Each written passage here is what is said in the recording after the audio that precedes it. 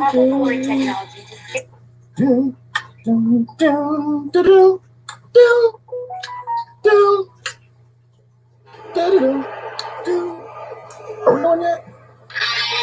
I was going to be welcome. I feel like a rock morning. Should I feel rock this morning? Whoa, welcome to the jungle.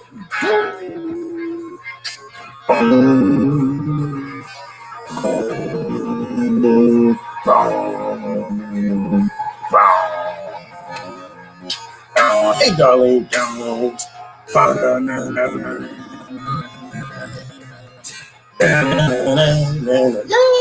welcome to the jungle. We're in the jungle. Yeah, we made it. It's the 6th and we made it. That's a good thing. We need to celebrate. Welcome to the jungle. We got fun games. It's just an oligarchy. We ain't got to change. It ain't never gonna change. They got the House and Senate. They got the big house with master in it. Ain't nothing gonna change in the jungle. Welcome to the oligarchy. They ain't changing damn thing.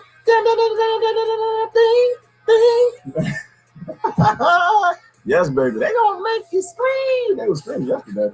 Hey, good morning. Take it day by day. Just smile and get you some rollerblades and something, whatever the words are.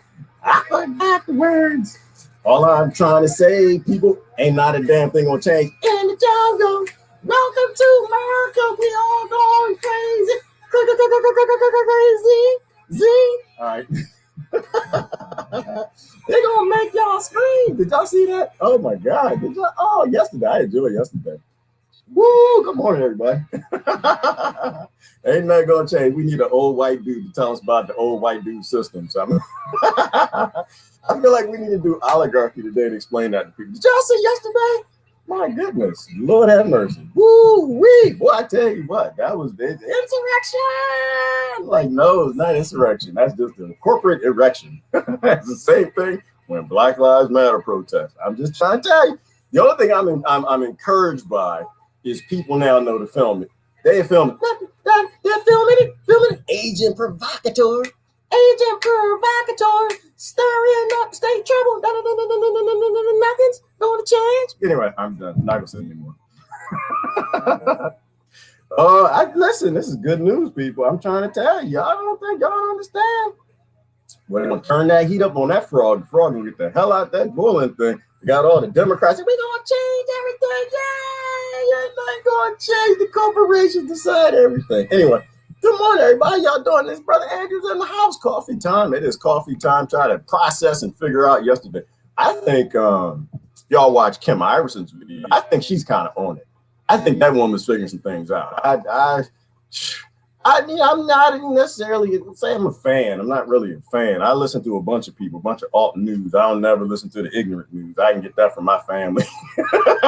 They text that crap to me every morning. I try not to take it in. But I think she's closer to what's going on. I think she's starting to figure this thing out a little bit. I don't think she figured it, but I think she's figuring it. So we can look at that. Lee Camp, he was out off the camp. He was out in left field. But, you know, to a degree, people, this is entertainment. You watched him and, yeah, they did the white supremacists and they're leaving the pipe bomb. It's like, all right, well, Lee Camp, I understand. You're supposed to say that because you got that white skin and most of your followers are Bernie people. So you got to say that to make sure you don't lose them. This is why you cannot make an income telling the truth. Nobody makes an income telling the truth. Come on, everybody, Darlene in the house. Come on in. Aliens used the Star of David, did they? Oh, no, I'm not going to answer that, Will. I feel like we got to touch politics a little bit. I don't want to get none on me, but I feel like we have to just touch it a little bit. You know, within the package of you have a legislated oligarchy from 1871. But if you don't touch it, then the people, they're not going to realize what's going to happen next. So we got to tell them what happens next. I know, and I'm people upset with me yesterday about the balloon foe. I'm sorry, people. I don't think it was a UFO. I didn't play the video. I think it's a balloon. I think it's a balloon. I tell you what, don't be mad at me or nothing. I think for the sake of argument, we have to say it's a balloon. But you got too many people like the little flying monkey Walter out there. Like, yeah, the alien. So, you know, when you see something that's not confirmed by the engineers and the people who work on the Black Budget projects and the Bob Lazars who work on that Nikola Tesla technology, maybe he got from some Nazis or something. I don't know where he got it from. But I think just for the sake of argument, it's a balloon foe. It's a balloon foe. I don't think that's a UFO. I think it's identified, folks. Somebody had a party, let some balloons go. Because if you get too excited by that, I mean, it could be aliens. Don't get me wrong. Hell, I know. It could be aliens. Maybe aliens flying balloons now. Anything is possible. We are under a global oligarchy that make people riot. They turn every legitimate protest into a riot, which I think it was. I didn't watch too much of it. I saw about 5 minutes of yesterday. I'm gonna tell you everything that happened. It's the same thing, people. It's the same. Black lives matter, white lives matter, yellow lives matter, blue lives matter, Trump lives matter, the y'all stole the election matter. Everybody, every single protest in America is the same damn thing. Right? It's the same damn thing. Like, no, it's not, because on this side we want this and this side we want this. I'm talking about the root problem. It's the same damn thing. See, I don't want to do aliens, Will. I don't. I just want to kind of touch on the politics a little bit, because I think it's important, Will, for young people to realize that ain't nothing going to change. Ain't nothing going to change. And it's important for while they're yelling and screaming, all these things is going to change. I mean, not nothing, like nothing. They'll do the little virtue signaling, they, throw a few chicken bones off the table. But both political parties are owned by the same industries. How in the hell are they going to do anything significantly different? Which is why it's a good thing that the Democrats own the House, the Senate, the big house, the White House, the yellow house, massive slave cabin, the shack out back. It's a good thing that they own all, and the blacksmith shop where they make the shackles, because they ain't gonna change nothing. They're not allowed to change anything. They are lobbied to do all the same thing. And the good thing is another million or so people will realize that after this 4 years is out, and it's more slavery, it's more oppression, it's less resources for the people, it's more for the corporations, because we are literally suffering under an oligarchy. Until people get that, every protest on legitimate gripes, which they had yesterday, give them that. You gotta give them that. Like Black Lives Matter had it. So I'm literally gonna have to say the same damn thing I said about the Black Lives Matter protest, because it's the same thing. It serves the state to turn a legitimate gripe into a violent whatever happened yesterday's ish. All right, that serves the state. It gives them more power. Corporations make more money, and the corporations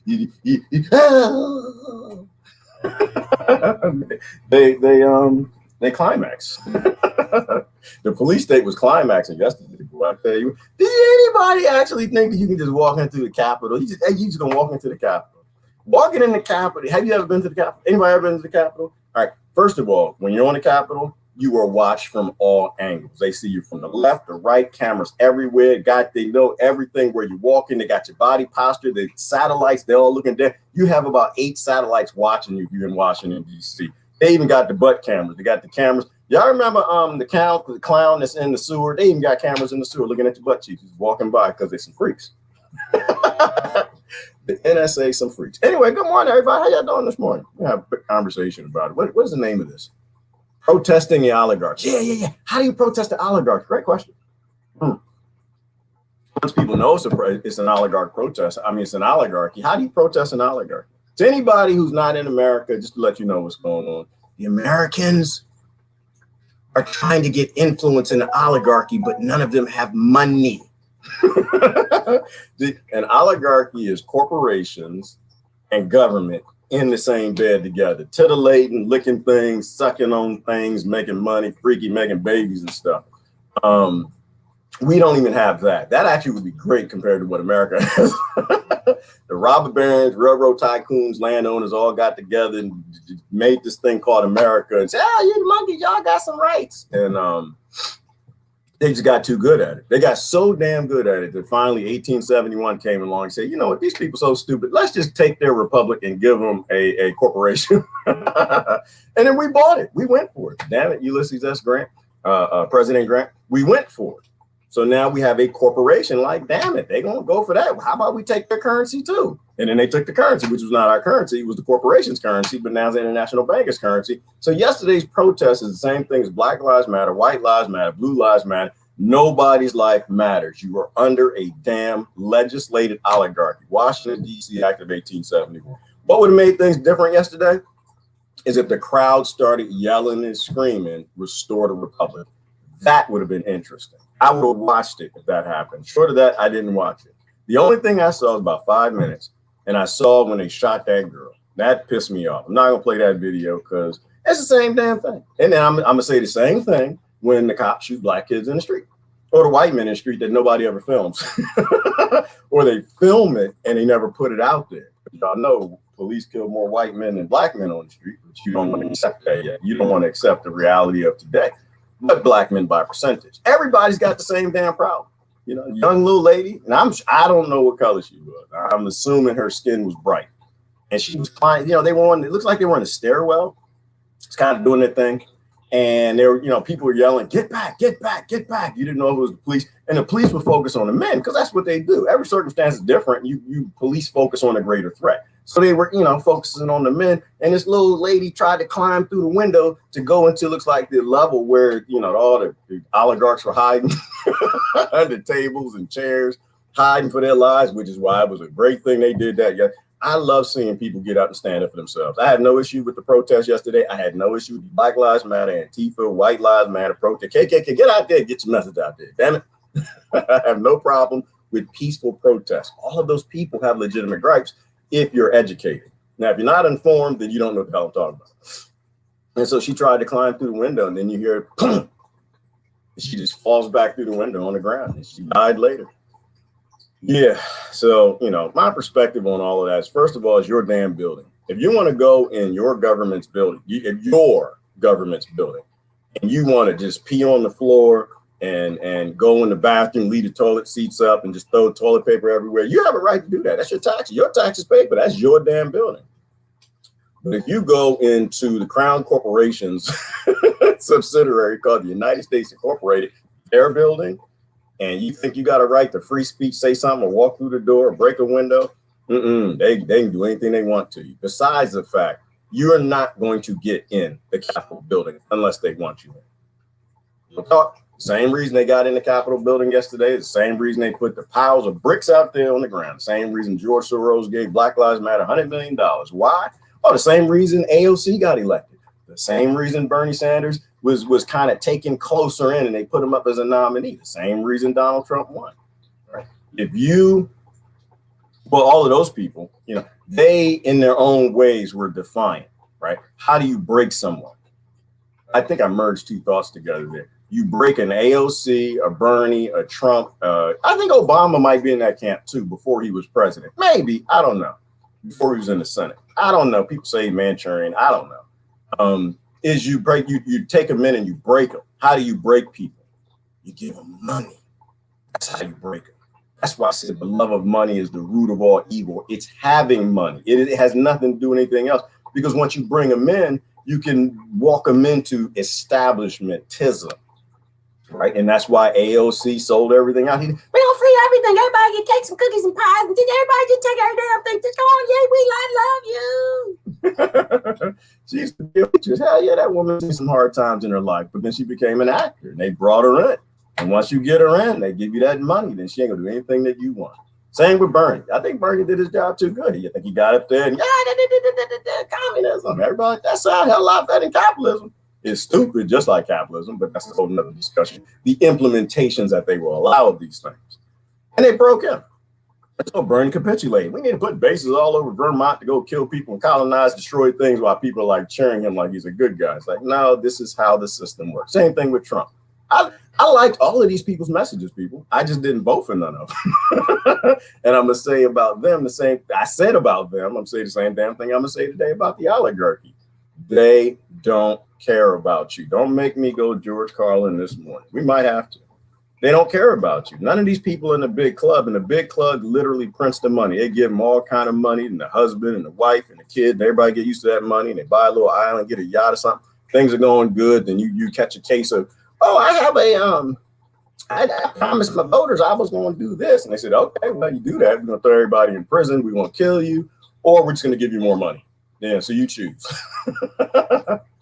So anyway, welcome to the jungle. Hey, everybody. Good morning. Very careful. I don't want to yet. What don't you want to do yet, Jade? What don't you want to? What you want? The storm is here. I guess it passed through. Yeah, I don't think it was a storm, Andrew. I think it was kind of like a fake storm. I think it was a storm. I don't know if a storm is a thing. It's like every protest. Every protest. The state always wins. If you have a legitimate gripe, you have to create a fog of war before anybody hears that message. You have to make it violent and emotional. And that's what the state always does. I mean, you know what got me, Andrew? I wasn't sure at first. I was kind of sitting back. I wasn't sure. My Trump friends, they ain't no, them dudes ain't here to play. Shoot, they ain't the dudes. I tell you what, my Trump women friends, my God, they're the first ones put a profile picture of AK-47 stars. They're not playing. They're people. They serious people, very serious people. And so with Rowan, and it's the other side. There's some serious people too, and they got there and fight with cops. These people ain't playing. They got legitimate gripes. People don't do that unless they have legitimate gripes. So when I realized it was false flag Andrew is when I seen the man with the damn barbarian costume on.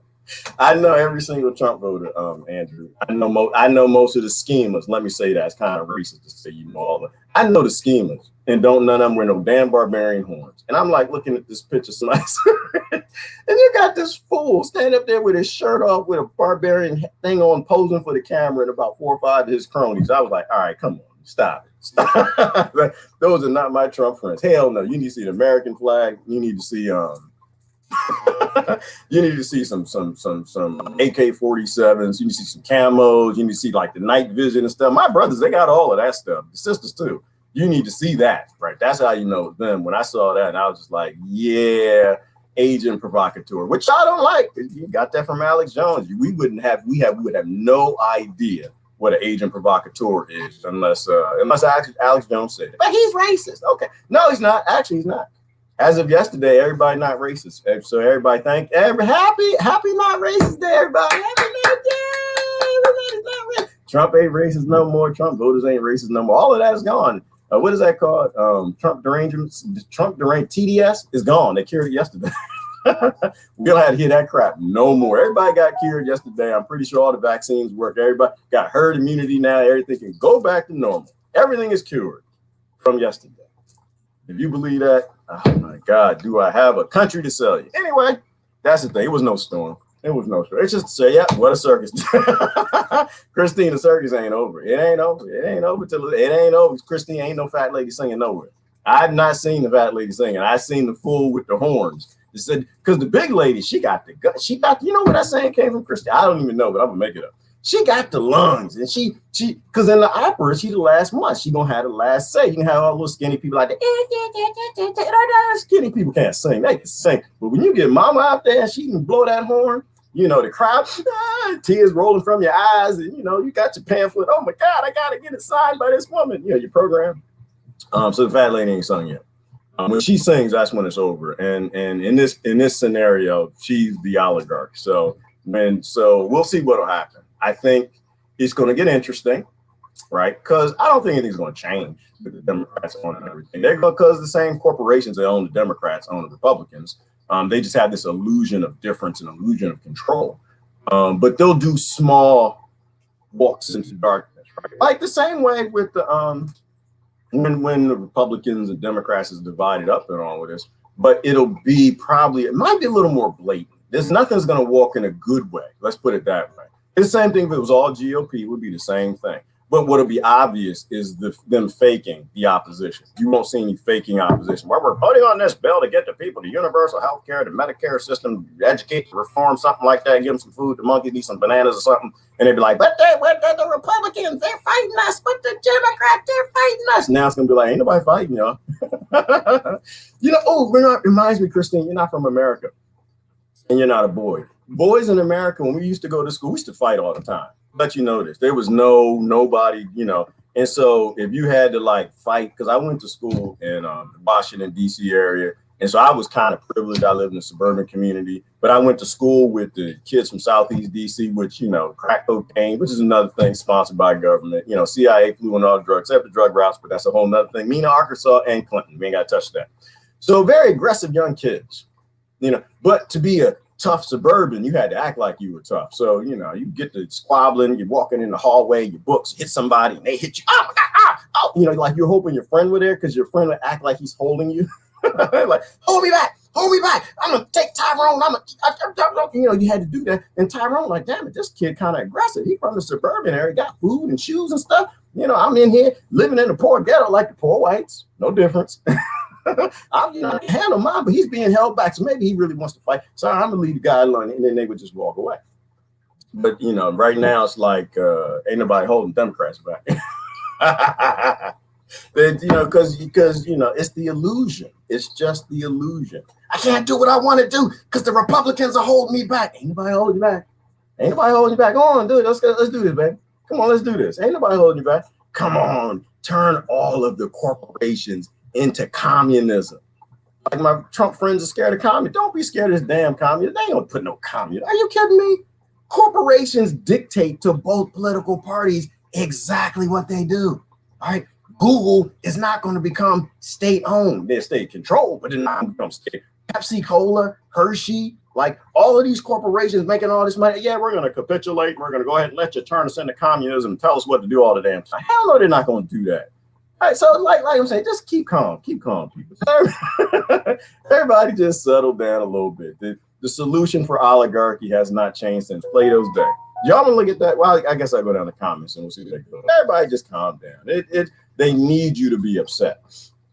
If the state literally opened up the Capitol for you to storm it, or somebody put some bricks out there for you to break the window, you know what you're supposed to do, don't you? Not that. Then do anything else. Play with some rocks, pick up sticks, find some Lincoln logs, put some Legos together. Do something. Damn it, grow some food. Get your own land. Go off grid. Don't do what they want. They want you to be upset. Everybody knows who won the election. We don't have to talk about it. The popular vote. We don't have to talk about it. Oh, the Democrats. Does anybody want to say what the Democrats going to do? What are they going to do? They're going to get rid of the Electoral College. No, they're not. That just served them. They ain't get rid of that. Hell no. Anything that helps corporations control this slave plantation is going to stay in place. Period. I mean, they'll do little stuff here and there. They'll do some virtue signaling, and I think Kim Iverson had a great take on it. We can watch that. But which is they're going to do some little twiddly things. I mean, they'll throw some chicken bones off the table just to give you the illusion that, they're fighting for us. They're not going to change anything significant. They got us by the balls, as George Carlin says. They got exactly what they want. They got ignorant people angry on that side, ignorant people angry on that side. Everybody protested for the same damn thing. Be left alone, consciously protesting for like side effects. Subconsciously, it's all scarcity. And they got UFOs flying around to people. That's a balloon UFO. That's not a UFO. That's not Tesla technology. That's a damn balloon. Anyway, heading over to Twitch right now. Hey, Deborah. All right, good to see you over on Twitch. Let's go down and do some comments. My battery charging? Yeah, it is. Okay. Matthew Warner, good morning. It's called a false flag, people. And yes, people die in false flag. The state will always do that. They will always do what gains them power, right? And they need fogs of war. They need everybody to be upset at each other. Because even somebody in my family texted me this morning, oh my God, people are saying it's like Black Lives Matter protesting. It's not the same thing. It's the same damn thing. The people are protesting for the same damn scarcity. All right, I made it to the other side. Yes, you did, Debs. I see that. Look at that. You just adjusted, just doing good this morning. Hey, darling. How you doing this morning? Never made it first. All right, that's my take on it. Anyway, good morning, Katie. Welcome to the jungle. It's all about some games. It's all a stage show. It's all a tap dance show. That's all I saw yesterday, Darlene. I didn't watch anything. I saw a few things, like I said. And after I saw the barbarian storm the castle, like somebody who just wants a job in Hollywood. It's just a tap dance thing. They got their shoes. And people get excited by it. I just don't get excited. All right, Heaven High Beauties. Hey, good morning, Sarah. All right, anybody got anything for me? Or I want to go over to Plato real quick. Let me explain oligarchy. Good morning. We got fun and games. That's all they had. Well, no, they don't have no fun, Katie. No, it's fun for them, not for us. Jungle is more fun. Real jungle is more fun, not a scarcity oligarchy slave plantation. Sometimes I do like to creep. I listen for a while before I comment. There's ain't nothing wrong with creep. Most people creep, Matthew. Most people right here, right now, they not saying that because they're my Trump friends. They're like, you might, but I don't like it. They know I'm right because we said this a while ago, and they knew this. Hey, Trump voters, welcome back to anti-establishment. That's why and that's the other reason why I'm happy. You know why? Because she was done. Anybody trusting the plan? Anybody got a plan? Anyone trust? Anybody? It's not funny. It's not funny. I've been played too, but when I get played, I laugh at myself. And I'm like, you know what, damn it, why did I believe that nonsense? Shoot. Welcome back to Anti-Establishment. Hopefully we discover restoring the Republic. Hopefully we do. This is a good thing, y'all. It's a great thing. Now, it's not a good thing if you think that they're going to do good things in office and you're on that side and you're going to sit back and trust and wait for the new normal. You're going to be in a bad position. Now's the time to off-grid everything. Off-grid your basil, off-grid your tomatoes, off-grid your housing, off-grid your electric, off-grid your water, off-grid everything you can, everything you can. Crisis actors, paid instigators are a plague on the city. They are, Will, but we know it now. The only people who don't know this are the people who don't want to know. And that was a beautiful thing about yesterday, Will, is people know to film these criminals now, and they film them, you know. Good morning, beautiful. Good morning, Barbara. How you doing this morning? All the world is a stage. It is, Barbara. Eat popcorn, enjoy the show. Don't get too vested in it. Don't, when the monster jump out, don't jump in your seat, spill your popcorn. Just sit back, say, you know what? People want to do what they want to do. Go and let them live that reality when they get serious about wanting to make Black lives to matter, wanting to have a say in government, wanting to have human sovereignty, wanting to have something beautiful to kiss the next generation. Then people start to read. Then they'll grow up. Then they'll stop dancing around on the stage for stuff. All right, no need to be nasty to Anvish. He's simply brainwashed and ignorant. Yeah, who's being nasty? No, y'all be nasty to Anvish. Who's Ivana? Thank you for standing up for Anvish. Y'all be nasty to Anvish. Stop that. Stop that. Y'all be nasty to Harsh. That's what y'all need to be nasty. Don't be nasty. Anvish is in India. The brother needs some help. I agree. I understand that. And don't be nasty. You want to be nasty, give it to Harsh. That bastard. I was getting him yesterday. I got him yesterday. Little punk. We having a face app war going. While y'all was having the war in DC, we were having Oh, I hate that. I hate to love that man. That's my brother. I love him to death, but he crazy as hell. Oh my God, what's wrong with him? He needs to get into politics. Actually, he was. Now he's going crazy. That's why he's on face app. Boy, I tell you, is there anybody in Hollywood that does not have some titties that they have not put my face on? He put my face on every damn body. That's who y'all need to be mean to. Be nice to Anvich. Y'all need to take him out. Take this man out. Where the FBI at when you need him? He doesn't have a job. That's the problem. Did y'all, Lord have, I'm not going to make it about me. I was going to show y'all the face snaps. I won't do that to you. We got serious things to talk about. He needs a job. I want y'all to be free. I will be an automation engineer to build robots to grow food for you, build houses. I'll run the teams and do everything so y'all can sit at home and explore consciousness, live out your own life, do real work. Like Brother Andrew got work he needs to do for Brother Andrew. Not these criminal 1% slave plantations we call corporations. He needs to go do his work. Harsh needs to get a damn job. That's what he needs, because he got too much damn time on his hands. I don't know who has time. He just watches the face apps every morning when the new ones come out. He's just ready for them. All right, those are chips, not chips. Oh, I got the chips up there, Andrew. Let me get rid of those. Hold on. Oh, my good Lord. No, Plato did not eat no potato chips. Let's get rid of that. No, Plato was smart enough to know that potato chips give you the cuckoo virus. No, sir. Let's get rid of that. No potato chips. Man, he's not that stupid. Nope. Hey, he lived through real plagues. Oh, Andrew, that kind of reminds me. I was watching a video this morning. They were talking about the lockdowns that in his day, what they used to do. They ain't changed since that day. People still do the same stupid stuff. Instead of eating fruits and vegetables, they keep eating leaven, bread, and corn, and like things that don't really have much nutrition and hiding in their houses. They did the same thing and they died. But if I could think about it, I would say plagues back then were based in nutrition, and today it's all different because today plagues are just based in nutrition. But the difference is back then, they had no choice and option. Right? They didn't have tomato. What the hell is a tomato? They did half the time around the world, they didn't have no damn tomatoes. They didn't have tomatoes and grapes and 800 different varieties. You think, damn it, the Wegmans right down the street got 800 varieties of corn, 3,000. They only got one strawberry. The Americans ain't figured out strawberries ain't supposed to be red. They're the colors of the rainbow. They look like Skittles. But you have options now. You got a grocery store. These brothers didn't have grocery stores back then. For breakfast, you know what they had? Bread. For lunch, you know what they had? Bread. For dinner, what they had? Bread. They had the American diet. See, y'all thought the American diet was new. Nope, they had it back then. That's why they were dying of the plague. So are you. All right. So the good thing is the plague is over now. And they're going to lie about it. I bet you they are. I bet you they are. Y'all need to be posting. No, write books because they're going to delete all the bits. Write books about how, you know what, Big Pharma didn't save us, because they're going to pull that again. They're going to pull that polio crap again. Ah, we saved everybody. Like, no, polio was going away when they made the vaccine. The latest version, not the first versions that was killing everybody, spreading it. But they're like, oh, they saved us. Oh, they saved us from polio. They created something to save us. Like, they didn't save us. It was going away. Just how cuckoo virus is going away. It's going away. You know, it's going away. It's taking out the people that got sugar addiction and junk food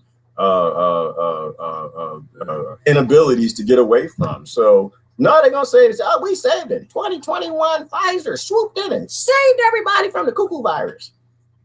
The good thing is I think the kids are figuring this stuff out. I'm still so proud of my son. He just sit there and looked his uncle in the face. Did I tell you all that story? I probably did. His uncle was like, we're in a pandemic. He just looked his uncle in the face and said, dude. He didn't say dude, he's respectful. He said, oh. He said, just look at the death statistic from 2019 and 2020. And the conversation was over at that point. Nothing changed. Same amount of people dying, always dying. Why? Because people still eating trash and junk food. All right. Oligarch land here are woo-hoo, moving to Russia, where the girls are cute. Joe, yeah, Russia's no different. Russia has a Rothschild bank too. They're heading this way too. Like, the thing about oligarchy, Joe, it's unavoidable. It's unavoidable as long as you have government. This is what Plato talked about. Let's roll to Plato real quick. This is what he talked about. It's largely unavoidable. You can't stop it. We have to principally get away from the idea that we are slaves and the people with the most jewels should tell us what to do. My God, I hope the Trump voters figure that out again. They probably will, because they're going to be anti-establishment like hell. They're going to be the most anti-establishment, anti-establishment. This might be a good thing. This might actually be a good thing. Let's go on over here. What did Plato say about an oligarch? Nobody should be voting for an oligarch. Even if Trump wanted to do good, if he did good, they kill him. Although I will say this, they kicked him out. So there was something he was doing that they didn't like. Plato oligarch. How come I'm not hearing this? I imagine the next regime would be oligarchy, the regime based on property qualifications, where the rich rule and the poor man is excluded from power. Do we have to explain how the change from timachy to oligarchy first takes place? Yes. The regime we described is destroyed by the strong room full of gold which each man possesses. They start by inventing extravagances for themselves, and this leads them to bend the laws, since neither they nor their wives are prepared to obey them. That's likely enough. And replace rich men for massive corporations and massive industries. So they write law to keep what they have, right? Because at a certain point in time, the people are going to take back what you have. So what we have is legislated oligarchy, right? Literally, the corporations write the law. They line the pockets of the politicians. The only politicians in office are the ones that have been lobbied sufficiently by the industries. And then they write the laws to guarantee that they maintain a monopoly. In Plato's day, it was just rich men. Now it still is rich men, but they're smart enough to not be in the public domain. Like Bezos is not, I don't think he's in the big club. I think he's low on the totem pole. The 0.01%, the people and the families with the real power, they never go on television. So now it's just corporations are fronting. The next step, I suppose, will have been for them to start eyeing one another and competing with one another, and in this way they would reduce the whole population to their own level. Very likely. After that, presumably, they would become still further involved in making money, and the higher the value they put on that, the lower the value they would put on virtue. Isn't virtue always at odds with wealth in this way, as if they were in the two scales of a balance, always trying to move in opposite directions? Exactly, he said. And as wealth and the wealthy are more valued in a city, so goodness and the good are valued less. Obviously. What is valued at any particular time becomes the common practice. What is not valued is neglected. Yes. Yes. What is not valued is neglected. What is not valued? Your peace, your freedom. So people have no peace, they have no freedom. What's not valued? Food. Food is not valued. How do we know that? Well, because the last stimulus package didn't have anything about no real food. It was about war. It was about what they can do to rob other countries and steal their resources. There was nothing about the food lines in Texas. What is not valued? Houses. Again, 12 companies is more than that now. It's probably 20 of 3D printing houses for people. The cheapest house is $500. Takes 24 hours to print, but they don't want to give you the land back, right? So no, you have tons of homeless in a country where you call it a government and they own all the land. Somebody do the math on that. How do you have a government for the people and the government owns all the land, most of it, but you got homeless people that don't own nothing? They're not there for you. They've lowered in value everything that you need. And this is how that works. Oligarchy is no different now than it is then as it is now. The only weird thing that's different now is I think the rich men back then, they had guards, right? They had guards at the gate. You know, people back then didn't have a choice. Now it's weird because they do have a choice. They literally buy from those corporations and work for those corporations. And that's why the answer to everything, including oligarchy, is a revolution. How Plato says. But in this case, it's the off-grid. Back then, it had to be a revolution. That actually makes some sense. Now I'm thinking about it. Because back then it was rich men, right? You weren't buying nothing from them. You know, you had to go kill them. You had to storm the castle, right? Nowadays, you don't. We buy from them. We work for them. And we clap for their stooges in government called politicians. All we got to do is stage a walk-away revolution. That's the great thing about today is you don't need any swords and pipe bombs and that stuff. Eventually, then, they stop being competitive and ambitious and become mercenary and money-loving. They praise and admire the rich man and admit him to positions of power. The poor man they treat with contempt. Absolutely. At zapping homeless people on the streets of LA with automated robots, anyone? that point, they pass a law defining the oligarchic regime. They establish a wealth qualification. Washington, D.C. Act of 1871, anyone? Larger in an extreme oligarchy, smaller in a more moderate oligarchy. And declare that anyone whose property does not reach the prescribed value is debarred from the government. Either they put this into effect by force of arms, or else they've already established this kind of regime earlier by intimidation. Isn't that how it's done? Or you just make sure that everybody in the office is a millionaire, or they all are close to it, but they all escape as millionaires? Anyone? See how this all fits together? It's the same damn thing, right? You are cheering for the wealthy people to dictate your society, and they get paid off. AOC, she used to work, what did she do? She was a waiter. She was a waitress, right? Working hard for the money. Like at Mel's Diner. She's going to retire a millionaire. Why? Because that's what the system does. It takes you in. Even if you're from a poor upbringing, they'll make you wealthy. So you will go along with it. And she had crazy ideas. Don't put me in the AOC cheering category. I think she had different ideas. She had alien ideas. And that's why I liked some of the ideas, not all of them. She's a little too young and I don't think she's well thought out. I just don't believe in putting band-aids on stuff, right? You know, and the same thing with Bernie and Trump and all the rest of them. And until we deal with the core problems, it's duct tape. All right. Here's an example. I was thinking about an example in my head, and I want to put it out. And it's kind of an IT example. I'm gonna try not to lose you on it. You got an operating system. Right? Here's a phone. Right? The problem is the operating system. The operating system is jacked up. It's created by wealthy people. It's designed to control and is corrupt.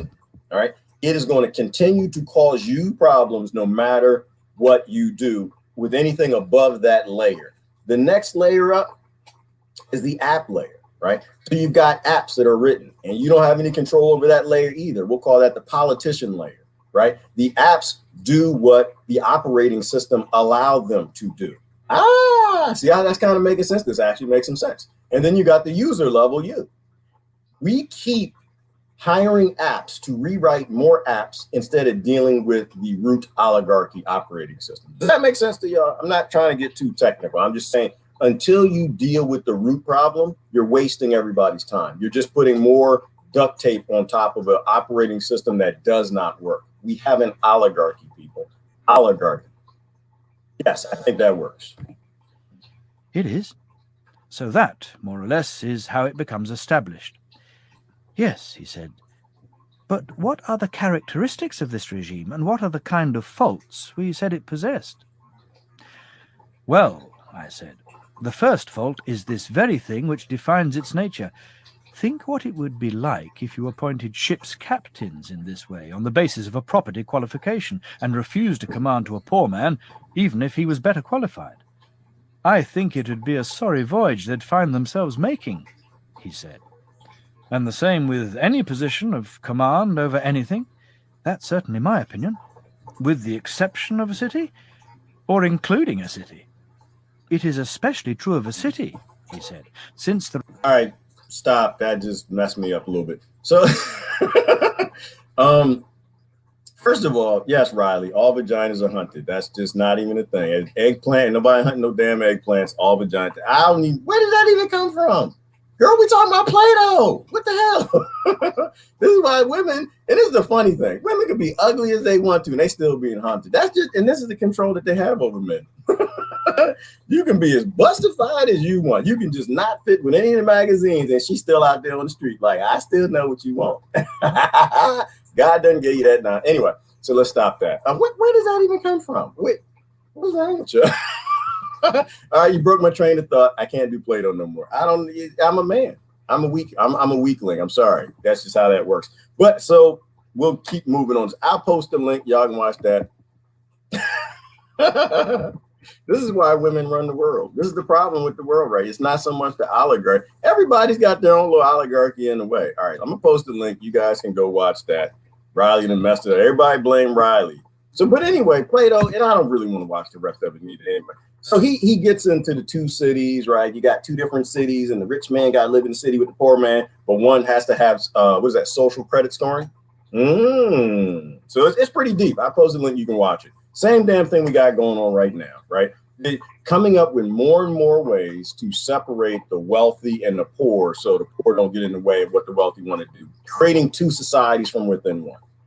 All right, now I'm going to do comments, and then if we get a moment, I want to go over to there were two portions of Kim Iverson that were off the hook, and I think she really kind of nailed what was going on, what happened yesterday. All right, that could be a song. Moving to Russia where the girls are cute, are just cute. That is a song, Will. That's isn't that the Beach Boys or something? Moving to the California where the girls are fine or something like that. Hey, monkeys. New China, formerly known as the USSA. Right. And Patricia, and that's funny because you said that comment like 30 minutes ago, and Plato just said it right there, right? So China already has social credit score. They already have their digital currency. They already got the massive control of the slave plantation, and that's just coming to the United States. And that's how you know the requirements for what is required for you to be a superpower in the future. That's how you know you have global, powerful people who are dictating to these countries what they have to have. They have to have highly effective slave plantations to provide more wealth and resources for the few. It's just free slave labor till they have robots and they kill everybody. I was talking about this yesterday, Patricia. I talk about this stuff with everybody I meet, and I'm sure most of them think I'm crazy. I'm fine with that. They'll figure it out in the future. We were talking about the digital dollar, right? The Banking for All Act. And so we talked about the homeless side of it, right? Like it is a homeless genocide. You won't have, the homeless aren't going to get the bank accounts. Homeless don't have telephones. They can't get Bitcoin. They can't get anything. So you're going to have a homeless extinction, right? So outside of all of the grandiose clapping and saying, yes, we got a Banking for All Act. Yay, we're saving the monkeys and your stimulus. You have to have a Banking for All Act. And everybody goes along with it. Are they compelled by the society?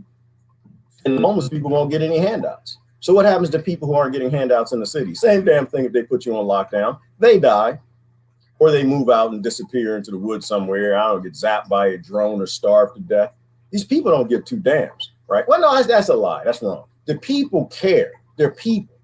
It's an oligarchy. They're not allowed to do anything but what they're told. So you'll get your digital currency for that. There's another aspect, Patricia Hauser, to China digital currency with a model, which probably comes from Rothschilds and Rockefellers, coming to America. And it wasn't just the homeless, it was a genocide. Oh, immigrants. That's what it is, Patricia. So the Democrat, which is really funny, but that's how this works. You know, like they use Trump to hurt poor whites, they use Obama to hurt poor blacks. Whatever you blindly follow is what's going to jab you in the back with a shank. They're going to shank you with an eggplant, is the immigrants, right? So they'll roll out the digital dollar. And so all of a sudden, immigrants can't get paid for their labor. Seasonal labor cannot get paid for labor. People who come here to feed their families back in their country that we blow up for the war on drugs because we're ignorant and we're an oligarchy and it brings money. It makes money by making cartels run other nations. Is they can't come here to work because you can't pay them. You can't just give anybody some cash for anything. It means everything is tracked, everything is traced. The masters of the plantation literally know everything about everybody, everywhere, everything. Immigration immediately is over. Zip, done, zilch. But they're still pretending like we're the champions of immigration. No, you're not. Just think about it. Am I wrong? That's what the digital dollar will do. Hey, diddly ho, neighborinos. Hey, Cuckoo, Coco, how you doing this morning? She's another one. Y'all get on somebody, get on Cuckoo a little bit. She making them face apps too. Hey, Patricia. Hey, Flanders. Blah blah blah. The police state was squirting all over. Yeah. Oh my gosh. Yes. See, now you understand. You crazy as hell, but you understand this, right? The police state yesterday was just salivating like the Black Lives Matter protest. They were just rubbing their nipples and stuff. Oh my goodness, we gonna get pies. People actually think that you can get in the Capitol building and that we don't have police and guns and military. We can't stop nobody. We're going to get new powers and rights and guns and lasers and all kind of. They might even let us use the thing that's starting the fires in California. Oh, do not make a face out by that. I'm sorry. I made a stupid face. Lord have mercy. just remember, if you put my face on some sort of porno things that's happening, you're going to get thrown off of Facebook, just to let y'all know that.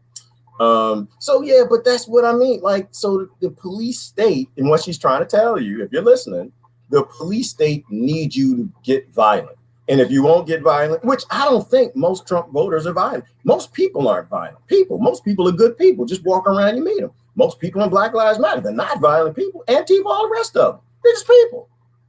They need agent provocateurs to make it. They're passionate people. They go along with some violence. Now, that's what the people will do. They'll go, you start breaking some windows and stuff, and you start seeing some watches and cell phones and laptops, and you being starved by an oligarchy. You ain't never had nothing since that. Yeah, hell yeah, you're going to lose. They got nothing to do with George Floyd or Trump or nothing else. People who just busted going to do what they have to. But the police state loves it.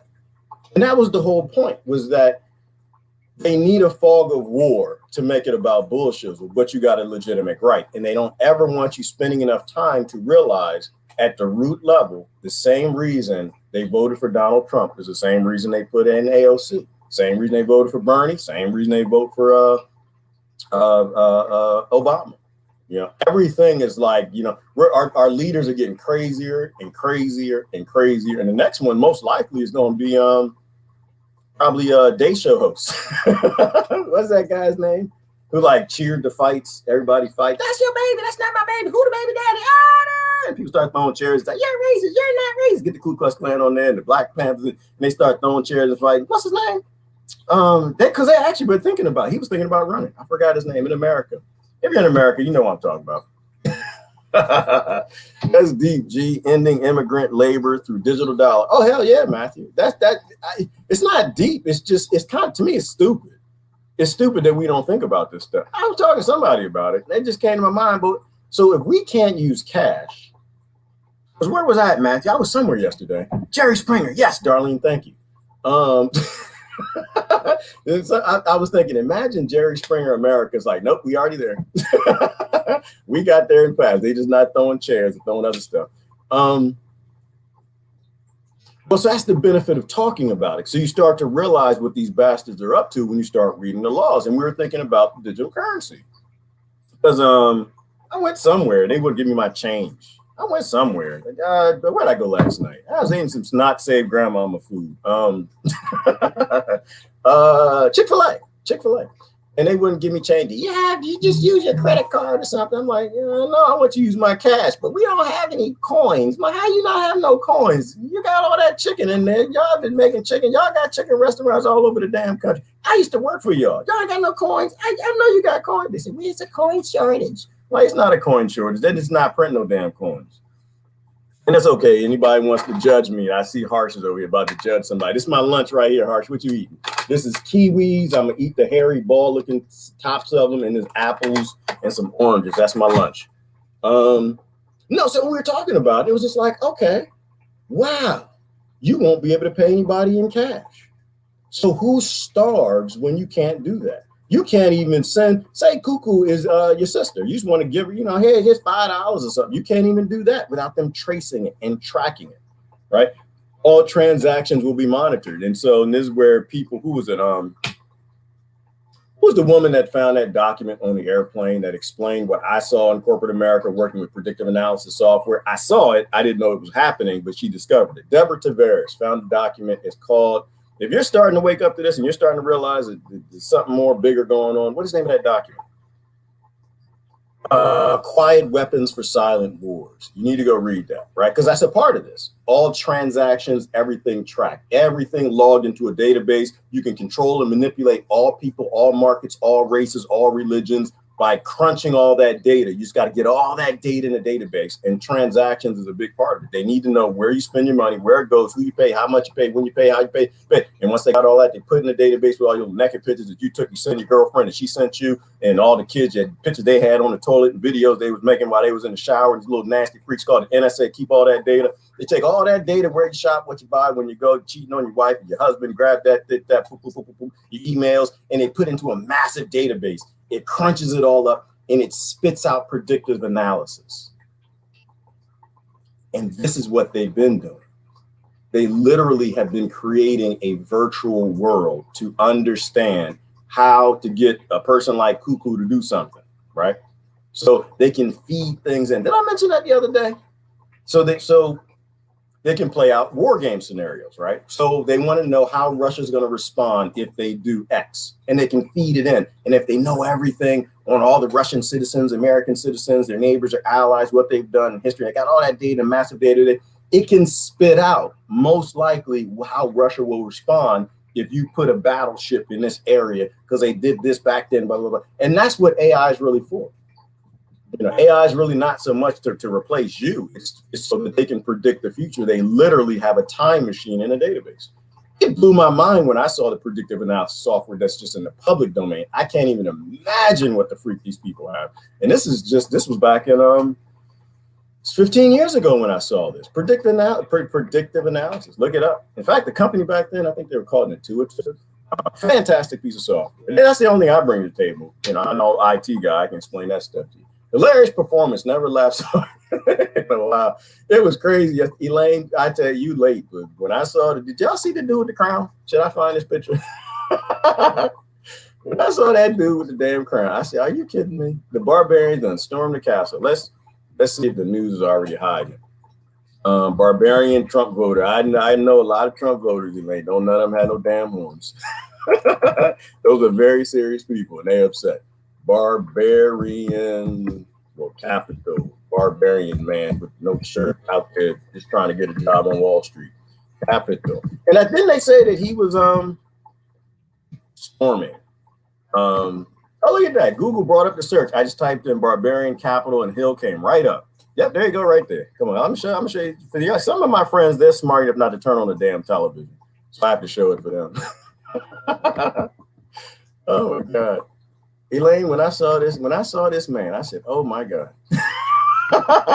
And I knew people gonna believe it. Like, we stormed the castle. I mean, initially, I was excited, Elaine. I was like, "Oh my God!" It's like, get it, man, get it. Shoot, y'all done got out there the barbarian costume and stuff. I was excited for him. Like, y'all gonna have some fun with this. And I stopped and said, "Wait a minute.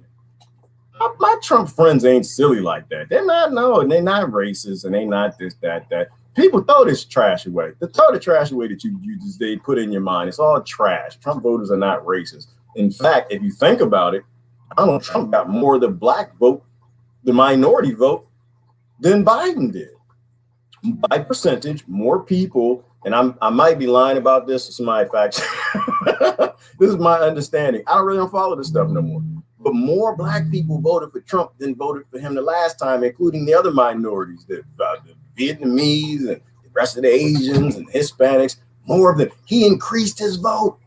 So obviously he's not racist. Somebody lied to you. But this is the silly thing. I saw this right here and I was like, are you kidding me? Can I make that larger? You know what? Maybe I have to download it. I saw this. I said, you got to be kidding me. Don't nobody believe this. At first I was Twitter. Oh yeah. Oh my goodness. And didn't they no, I don't want to sign in. No, I don't sign in. Nope. I try to stay off of that platform. Didn't they They ban his tweets or something? Let me ask y'all a question. Do you really think, just process this for a minute. Do you really think the president of the United States Incorporated, not the president of America, the president of America, his name is Ulysses S. Grant. He is the president of the republic. Do you think the person is the president of the United States can get banned on Twitter and have tweets turned off if presidents actually have any damn power? I know half of y'all are just excited about it because it's Donald Trump. But do you really, how much power does a president have if a corporation that has a silly little website where people fight all day about stupid stuff and then get banned on that platform? How much power do you think a president actually, look at this right here. This is going to be the background. I saw this right here. It just, oh my God, look at this. And I just see, you know what? I got Trump. I'm looking at this dude. I'm like, that's not no damn Trump. I know about half a Trump voter that would wear a damn mask to a protest. That is not a Trump voter. I saw this dude, and I'm like, yeah, I don't know. Yeah, maybe he got a little ZZ top happening down there. Maybe, possibly. Look like that might be a Trump shirt, but that might say tractor too. I'm not sure. But he's got American, looks like American tattoos, but that could be Sharpie too, because that could be fake too. And then you got this dude here, and I was like, there ain't no way in hell. There ain't no way in hell. My friend's pissed. They're pissed. I almost crashed my car driving through this little town in Pennsylvania. It's one of those little towns. I mentioned that before. I got these little streets, and so the cars are real close together. They didn't want to make the street wider. And you had so many Trump flags in the damn road, I couldn't even see my hood. The car, just the flags were just going over. It's like going through a car wash, all these Trump flags. Like, we know who won that damn election. Y'all stop playing. Stop playing. Y'all stole that like Ezel on Friday. Y'all stole that joker. That's okay. All right, they're going to let you get away with it, I guess. But I was glad to see them stand up. I was not glad to see this. And I've seen this dude over here. This is what I do. What's the sign say? Something is my president. Trump is my president. Like, I don't know. He kind of got a beard. He looked kind of liberal hippie-ish to me. Kind of, sort of. I don't know. But I saw this. I'm like, come on. They're posing for a picture in the Capitol. Like, ain't nobody fighting. There's no taking pictures off the wall and, peeing on a couch or something. Like, no, my Trump friends are pissed. This is not them. This is not them. I don't know who this is. It's all a show. It's all a show, people. It's all a show. And they finally revealed that to you yesterday. Now you can very clearly see. All right. Let me do some comment, get this craziness. Ooh, boy, I tell you what. It's a good thing, though. We're not in no civil war. So I'm happy. I didn't know what was going to happen. I thought they was going to be pissed. So that was good. They maintained their and maybe that's why nothing happened, is they realized, well, all right, I see what y'all going to do. Y'all going to start putting out brick pallets next. Okay. Same damn thing. Same scenario, different people. All the protests is the same thing. This is why I don't go to protests. I appreciate watching people stand up. Everybody should have the right to take gripes to government. And the government, which is an oligarchy, has a right to cause havoc and a fog of war to make sure that nobody pays attention to the gripe. All right. Oh, we got the Viking dude at the Capitol had a pedo triangle tattooed on his chest. Did he? Oh, is Riley, are you a pedo hunter? You got friends, they do that pedo hunting stuff. Is it? I don't know. I can't see. I see that. No, I tell you, I ain't gonna tell you what I see. I see that this man need a belt. I see that he is there to encourage a job on Hollywood. I see, yes, there's something. Yeah, I know the ladies. I know. I see y'all laughing. They see too. I know we're not gonna get into that. We're just gonna leave that right where it's at. But it's obvious he wants a job, and he's gonna get a job too. This is not a group of violent people breaking into it. This is harsh med doing security for the Capitol. They let everybody off. It's the same thing, Charlottesville. Same damn thing. Same exact Charlottesville. You did question. So yesterday, somebody died, which was horrible. Do you think for 1 minute the NSA, the Homeland Security, grandmama, and everybody that's got the ability to see every text, email, and thing that's about to happen didn't know that what they said, 500,000 people, might have been 200,000 people was go down to the White House and they was pissed off? Do you think that at the Capitol building they didn't know that? It's the same thing, Charlottesville. Of course they knew. So how come they had 7 police for 700,000 people? Because they wanted something bad to happen. And they know, so the left gonna blame the right gonna blame the left. Ain't nothing gonna happen. Nobody gonna blame the oligarchy. And that's just how that plays out. Real talk. This is just Charlottesville all over again. People die and we don't do anything about it because we're stupid. Hey, good morning, Jasmine. Anybody see the tweet thread from the parent, sister of chief, Sitting Bull? Interesting stuff. No, I didn't, Patricia. I stay off of Twitter. I don't, most of it is important. Like, I appreciate you filtering the bullshit. So I can't watch this stuff. This stuff is crazy to me. I saw 5 minutes of it yesterday, Patricia. I already know what happened. I just did a 2.5 hour video about what happened yesterday, and I watched 5 minutes of it. It's the same damn thing all the time. This is why half my friends don't. They leave. They get pissed off when I talk about it. Like, oh, you're gonna talk about the politics. But we have to. We have to, and we have to laugh at how ridiculous it is to let our people keep playing out the same bullshit. It's manufactured chaos. There you go, right there, Stacey. It's what an oligarchy has to do to stay in power. Interesting script, ain't it? The problem is we in shit. Yes, Mama, we in shit. We in shit, and Patricia, we won't call it shit. Do not make me play, Mama. This is just some shit video. Cause I do that. I play it again. Hey, Tori. Good morning. All right, anybody got anything else? I want to play a little piece of the Kim Iverson thing because she nailed it. She nailed it. Nailed it. Well, so we have to relate to these people. That's why we have to relate. We're example.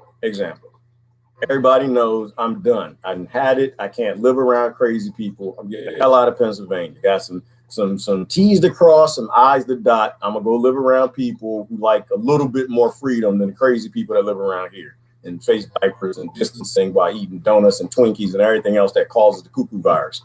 I could just leave. I don't have to help nobody. I can go live on my own. I actually can take care of myself. I don't even need a community. I've been planning this stuff for a long time. I could be an apathetic, don't give two damns about any one bastard and just go do something on my own. I've been planning this since that book, My Side of the Mountain.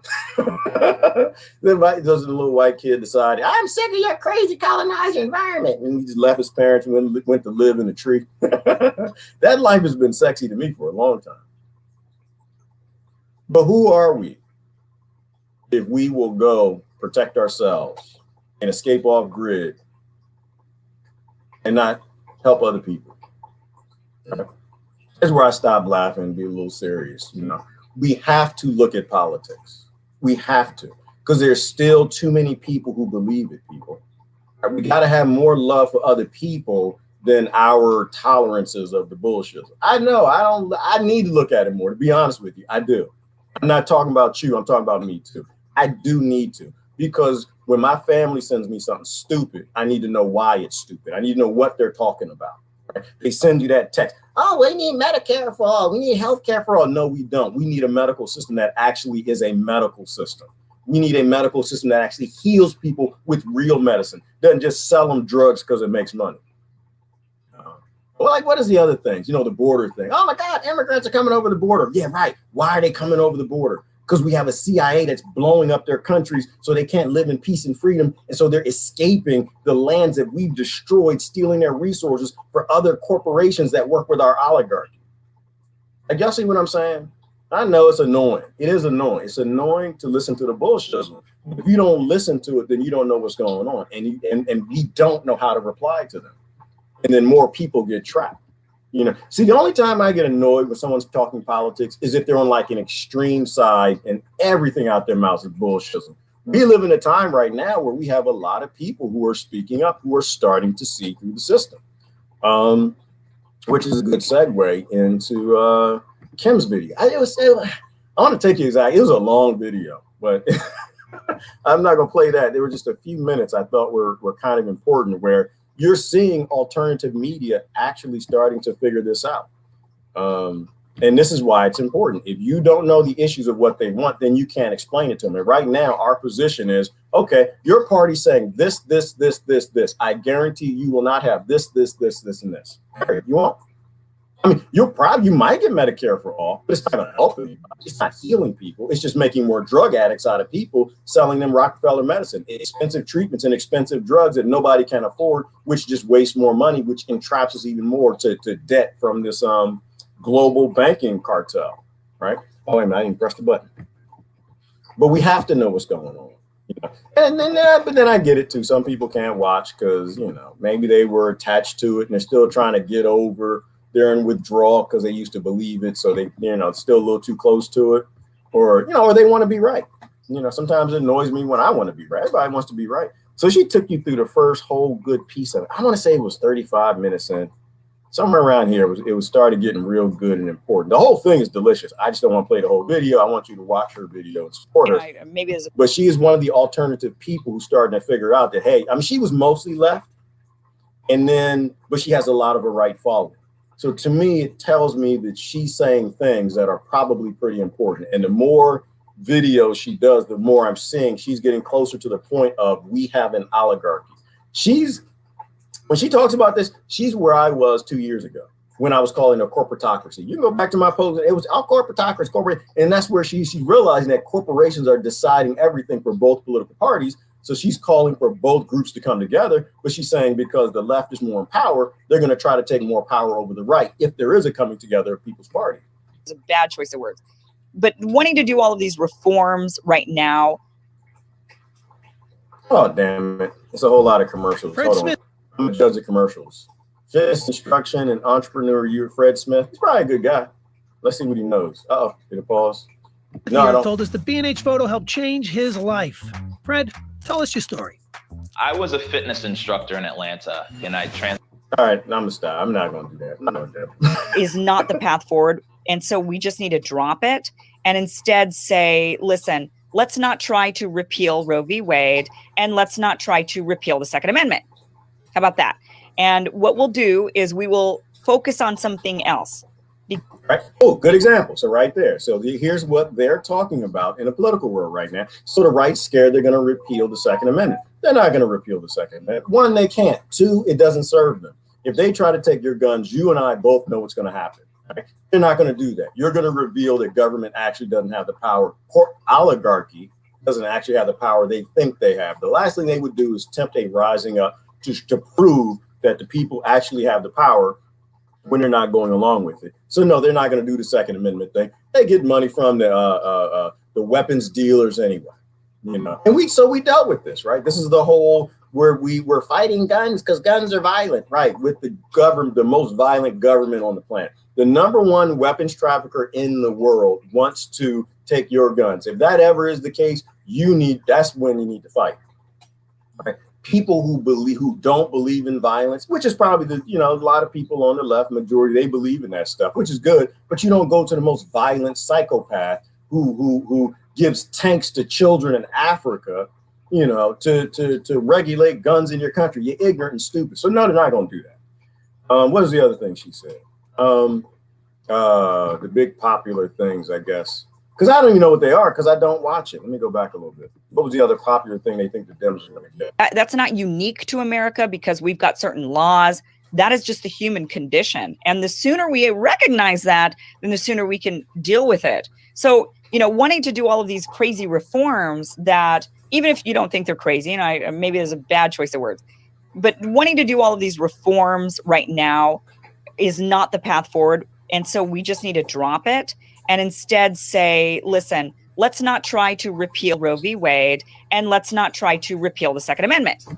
Roe v. Wade, they might repeal. They might do that because that's virtue signaling, right? They might do that because it serves a few, not the majority, it serves a few. So they might do that because it's drama. They will do things that will make corporations more money. What makes corporations more money is people fighting each other. They might do that. But it doesn't really matter because the Republicans are going to undo it, right? And then redo it, and undo it, and redo it. It's the okey pokey. That's what I was saying. They do the okey pokey, and you turn yourself around. That's what is all I see. My whole life, they do this back and forth, and they act like they're fighting each other, and they're not. How about that?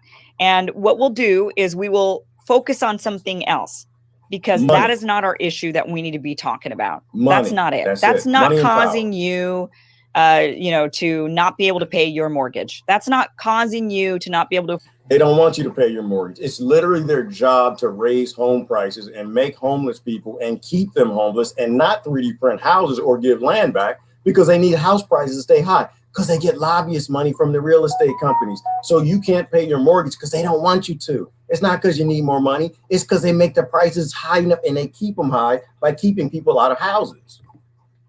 Afford the new car, or to not be able to afford car repairs, or to not be able to afford basically anything and everything going on in your life. Right. And it's not minimum wage. Like, oh, we'll get the minimum wage. You might get the minimum wage. Why? Because it's going to put your children more in debt. This is what they did in South Africa. Once again, minimum wage came from basic slavery, right? It came from taking poor people who are undereducated or underskilled and pushing them out of the job market. That's what the raising of the minimum wage is about. You don't get it because you watch television. If you go back and study history, you will know that's how they push black folk out of jobs in South Africa. And it'll do the same thing here. Why? Because it's the same exact thing. Right. So now the people who are hiring, they hire their most skilled workers, and they don't hire anybody else because they can't afford it. Right. See, the problem is the prices are too high, people. It's not that you make less money, but everybody wants more money. Why? Because they want to eat the rich. They want to be the rich, which philosophically, there's no difference from the rich. Right. They don't have a problem with billionaires. Their problem is they want to be the billionaires. Right. And this is how the system traps. So no, but you might get the minimum wage. Why? Because it makes more homeless people. What? So they don't have digital currency. So they don't have any money. So they die. Right. That's why they want the digital currency.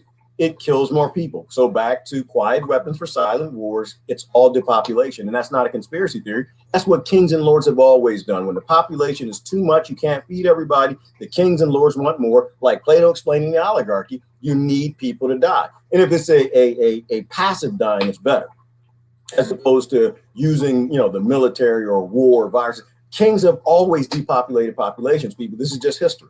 Some other woman making a choice with her family planning has nothing to do with you and your rent or your mortgage or your college education bills. Nothing to do with any of that. And back to sovereignty, right? See, to me, I don't even think it's an issue. I don't think it's an issue when you're dealing with conscious people, which is why I appreciate the conscious spiritual movement that's kind of going on right now. I think it's a movement, which is it's not your body, it's not your business at the end of the day. And Christ believed in that. But that's how they get people to say, oh, well, Jesus and the babies and blah, blah, blah, blah. What did Jesus do about abortion? That's all you got to ask yourself. Most of us were kids at that time when we had the belt buckles and necklaces, WWJD, if you never heard me say it before. What did Jesus do about abortion? Did Jesus go to Caesar and say, Caesar, we got to stop this? And Jesus probably didn't even talk like that. He said, we got to stop this. We need a law to stop people from having abortions, because they were having abortions back then. And somebody showed me the scripture, because you're supposed to say, what would Jesus do? And you're supposed to do what Jesus would do. That's for my conservative friends. Please tell me where Jesus went to Caesar for any damn thing other than when he was forced to go. Nothing. So you going to the Caesars to enforce something is basically activity of an antichrist. Right?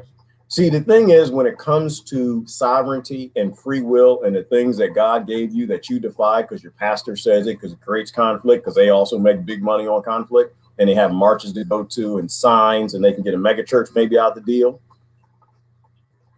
is that you let people learn their own lessons, right? Is that your belief on abortions are for you. You do that and share your beliefs, right? Don't, if you believe it, it's like yesterday. I appreciate the Trump voters standing up. I'm like, thank God y'all finally stood up for yourself. Y'all been smacked in the head for the last 4 years. I'm glad that you stood up for yourself. But also consider that when you share your information, you let other people think about it as well. Let other people think about it. It's not your body, right?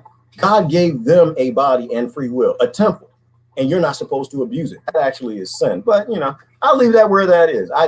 The conscious movement, I think, solves that when you accept every woman as a sovereign, just like men are. And that's really where a lot of it came from, which is why I always go back to the patriarchy, right? It is the whole patriarchal complex that created this.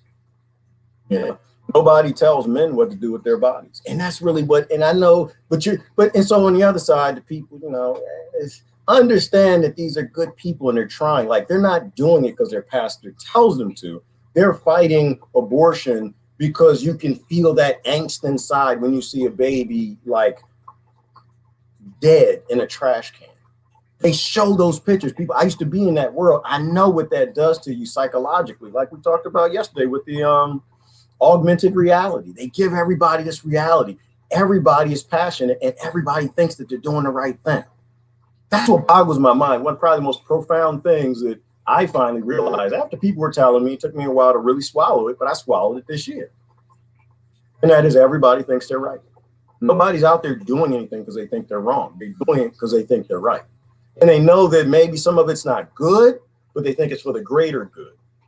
And our problems are we do things to other people that we should not be doing because we think it's for the greater good. And that goes back to gun control, right? How do you know that somebody on the right doesn't need a gun? Oh, well, nobody needs a semi-automatic assault rifle. How do you know? You know, how do you know that woman wasn't raped by 10 men? How do you know that she doesn't need a clip that can just as fast? You don't know what she needs. You had never lived her life. You don't even know what these people have been through. But once again, the oligarchical system needs you to agree to abuse other people, right? That's why I'm saying that, well, I'm not saying, Plato said it. The way out of an oligarchy is revolution. And that's a physical fight if you were back in his day and it was rich men that you were fighting that had guards at the gate. Today, there are no guards at the gate. There are no rich men. It's just us and our consent. We agree to this bull crap. We buy from them. We work for the corporations, and the corporations dictate to the government, or they did before 1871. And after 1871, they just made the government a corporation. So now they're all in bed together. They're all the same dark entity. All right, that's what I'm saying. You know, hopefully you're listening. I didn't chase you away. You can disagree with me all you want, but just try to process that information. I still love you. Same thing with somebody wanting to own a bunch of guns. It doesn't have anything to do with you, actually. Yes, there's always the fear of this, that, and the other, but they feed into that fear. The establishment takes that fear and they run with it and they get you distracted. So don't even think about that. Don't let that happen to you. Don't let that fear take you over, because that's taking our country over. Look at what's happening to us. We are quickly reeling into a banana republic. We already are, Kim. Commercial. What they selling now? My name is Michael Shainbloom. I've been a professional photographer and filmmaker for the people. Got to make money, so they got to have commercials. He should just be taking pictures by himself. We're angry and we're rioting and we're storming capitals and we're marching the streets, and the vast majority of both groups, by the way, were peaceful. You know, you can always make that argument, but when we're watching the news, you know, we're seeing with our own eyes all the stuff that's burning down. Right, because the news doesn't focus on what's peaceful. Right, the news doesn't do. The news has got to show you the drama. The news isn't going to show you it. You know, the place in your town where there's a little bit of rain coming down. They're going to pick the place where the wind is just right between the buildings, and they know that the wind gets to whipping, and you know, a chair, an Adirondack chair will fly in the background, some leaves or something. Why? Because it's a storm coming. Because you're going to tune into them. You're not going to tune into weather people that go to the part of town where it's just like some rain falling and you see people out in the back dancing in the rain with the hippies. They won't, because you'll never watch their channel again unless the hippies are naked, right? The news is just there to make money. That's all it is. Everything is consent. Like even with the news, like, oh my God, the media's a problem. Yes, because we watch it. Because we watch it, right? I don't blame the weather for showing lies about the weather. Why? Because that's what I watch. But I used to watch. I don't watch that crap no more. I had no idea. I have no idea if it's gonna rain, snow, freeze, or nothing. In my car, I got a jacket, I got some flip flops, I got swim trunks, and a winter coat. I don't know what's coming, and I'm getting my bug out bag is in there too. Today was a 6. Yesterday was a 6. I might have had to run yesterday, but the point is, I used to watch the most ridiculousness. Like, it's entertainment. You get home from work, you had a hard day of slavery. You want to watch something entertaining. You're not gonna tune into the news with some boring fat guy talking about how the price of donuts are going up or something. Hell no. You're going to turn into the sexy lady that keeps dropping. Oh, I dropped my pen. Oh my God, war is coming. And she's pretty and supermodel, because that's what you do. You want to see the pretty guy. You want to see the pretty woman. And so we've literally made media entertainment. And so now it's all entertainment. Everything's sensational. Why do you think every time there's a war, you got a war room and they don't even tell what's happening in the war? You're like, we just got a war room for cuckoo virus. Like, oh my God, it's the war. You're coming to get us. You know, and so, like, even with this nonsense, like, it's all about entertainment, right? If you can scare people, they'll tune in tomorrow. If they tune in tomorrow, you can sell more advertisement. That's all. Everything that's going to happen under a Democrat-controlled White House, plantation, Massa House, Senate, and Congress is the same damn thing that's going to happen under a GOP one. Whatever makes the most profit, they'll do, outside of little warm and fuzzy virtue signaling things that the next group is going to turn off anyway if it doesn't make profit for corporations. But nonetheless, you know, we need to put all of our issues aside from the differences that we think we have and recognize we don't really have any of these differences. That the real issues are the fact that the establishment is trying to keep us distracted, using these real hot button, hot emotional issues. They know how to get to you.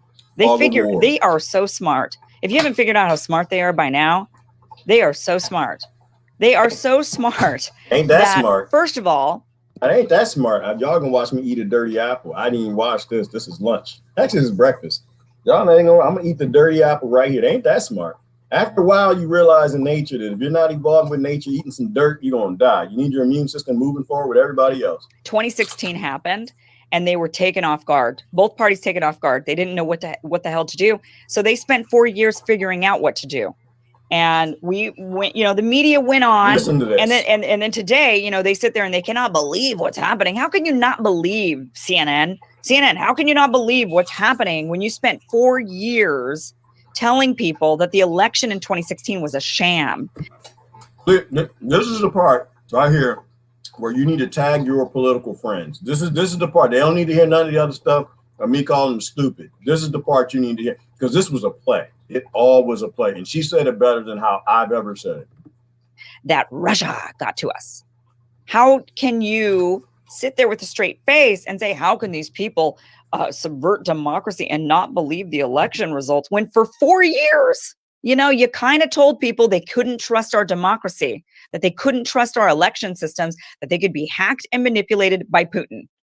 You told everybody in America that for 4 years. And now suddenly, when it's the Trump people saying we don't trust our elections, the same thing you've been saying for 4 years, suddenly, oh no, look at those deplorable, look at those vile people. I mean, this is outrageous.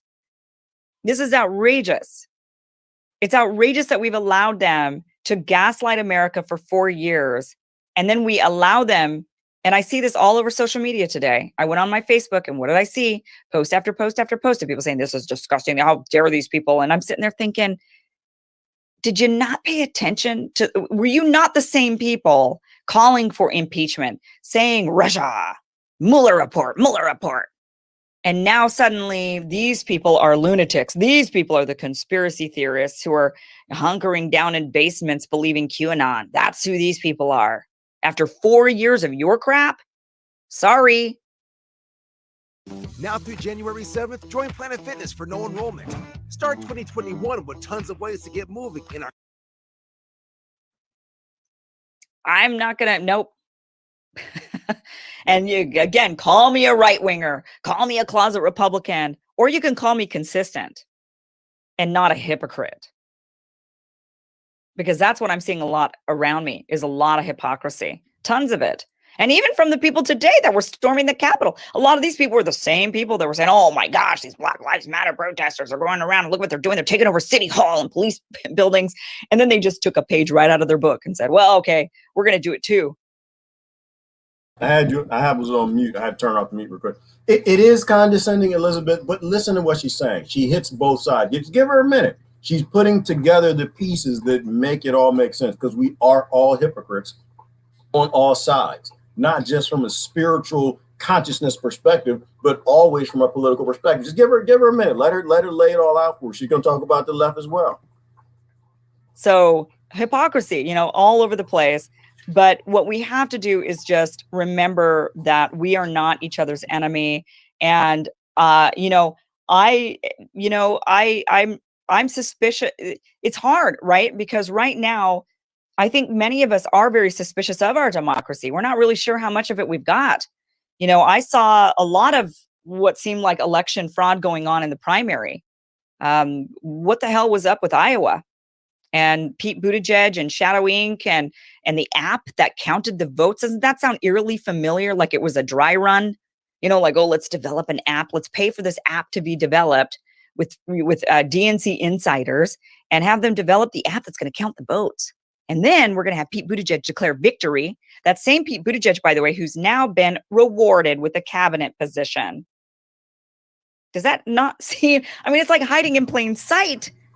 So yeah, you know, when somebody says to me, I'm not so sure about the election results, I say, you know what? I hear you. I hear you and I understand you. I don't know. I don't know because I haven't seen the evidence myself. You know, I'm not, I don't know, but I hear you. I hear you. And maybe you can't prove it. I can't prove anything either when it comes to 2016 or 2020, really. I mean, I can prove that there was obviously some bias. And obviously there was, you know, we do know about the Shadow Inc. development with the app and the DNC helping pay and Pete Buttigieg and all that. We know about that, but we don't have any other evidence that proves that something sinister happened beyond that. You know, so it's just a gut feeling many of us have. It's just a gut feeling. But so I have that gut feeling about the primary, and I have that gut feeling about 2016 that something was amiss. And so I'm not going to discount somebody else's gut feeling just because it's a gut feeling from the other side of the aisle. It's her gut feeling. I'm an IT person. I'll tell you when she's done how it's not just a gut feeling. If they wanted honest and fair elections, if they wanted elections that you actually could do an audit on to prove that your vote was counted, I could do that for you, and it would take about 30 minutes. And all I would need is somebody from the left and the right to guarantee the code was solid. This is bull crap. It always has been. But go with your gut from an economic perspective. That's also what this is. It's economic, it's history. That's what gives you your gut. You know, so suddenly, no, but they're wrong. It can happen to me, but it can't happen to you. Ugh, no, you deplorable, you vile Trump-supporting deplorable. So I was really disgusted by what I saw on CNN today, and just the absolute lack of understanding of what Americans, of what led to 2016 and what led to today. The fact that they don't seem to get it, that they're instead making it worse. They're making it worse. So the establishment has been very good. I want to get on this point again. So the establishment, this is an important point. The establishment figured out after 2016, they said, oh crap, what are we going to do? And they saw that they had this Bernie bro problem. And they had this AOC problem. And this problem was growing. And the Republicans were like, and we got this Trump problem. So the establishment had these problems with these loudmouths that they didn't like. And the people following these loudmouths, and they thought, oh my gosh, these people are gaining so much influence. What are we going to do about these loudmouths? So what they did was they were able to tap into, they figured out strategically, because they're very smart. They spend millions of dollars on strategy, and they were able to figure out how to get everybody to either join in and point the finger or make others look crazy, which is a really good way to delegitimize. You know, the key is to delegitimize or to somehow gain allegiance, right? So you need to you need to gain allegiance from the people who are seemingly defecting. You got to try to pull those defectors back in, and the ones you can't pull back in, you need to delegitimize. All right. Do you see what she's saying there? And you see why I appreciate this? Because it's not a one-sided bullshizzle conversation. She's going to both sides, and she's showing you how the system is playing you from a Republican and Democrat perspective. When you get someone who actually has ideas that actually fix things, you need to bring them into the fold and bribe them so they go along with everybody else, or you need to shame them either publicly or not. Well, I mean, we saw this with Bill Cosby. Like, same damn thing. Hollywood and DC act pretty much the same damn way every time. You think that they didn't know that this man was drugging women and raping them for the last 30 years? Hell yeah, they knew. The NSA, they knew that the black people helped kill Martin Luther King. They record every phone call. They always know what's going on. They only came for him when he decided to buy CBS because he wanted to tell people real things. And of course, that's when they killed his son on the side of the road in LA, and nobody took he had a Rolex on.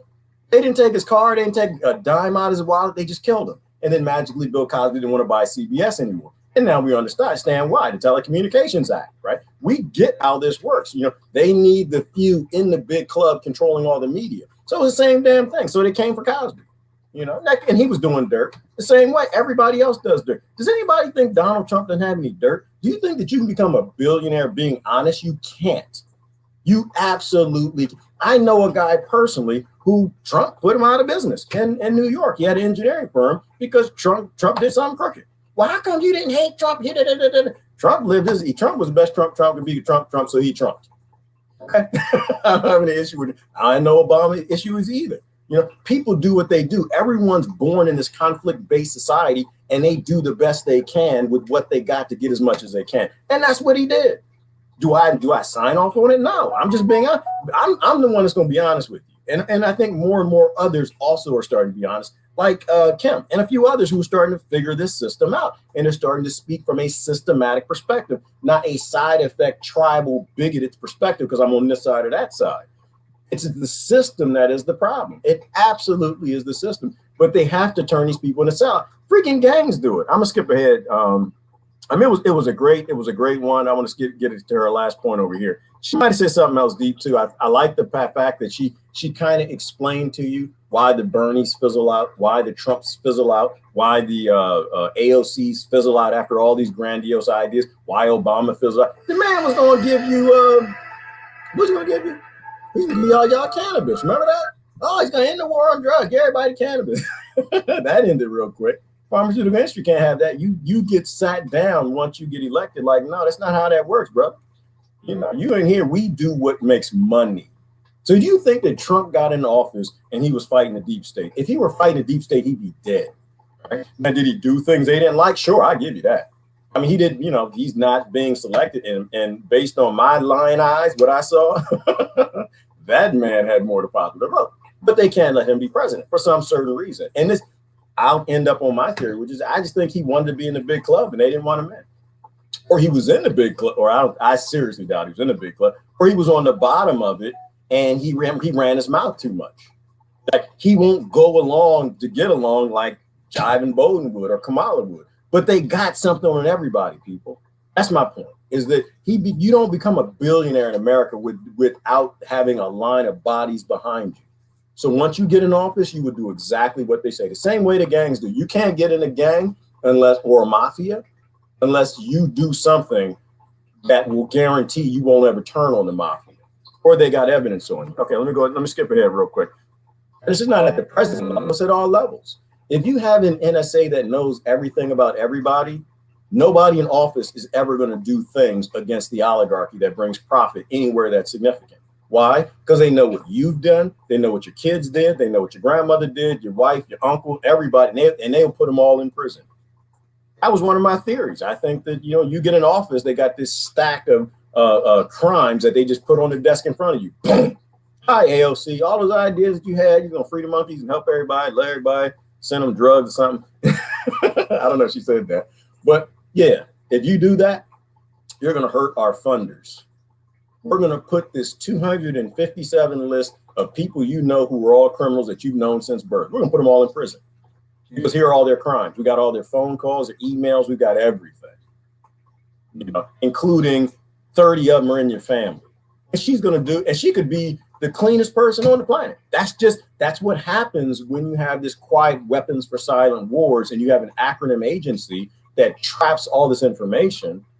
And they're obviously not working on behalf of the American people. They're working on behalf of a corporation. Doesn't mean that people in the NSA are bad. They're good people.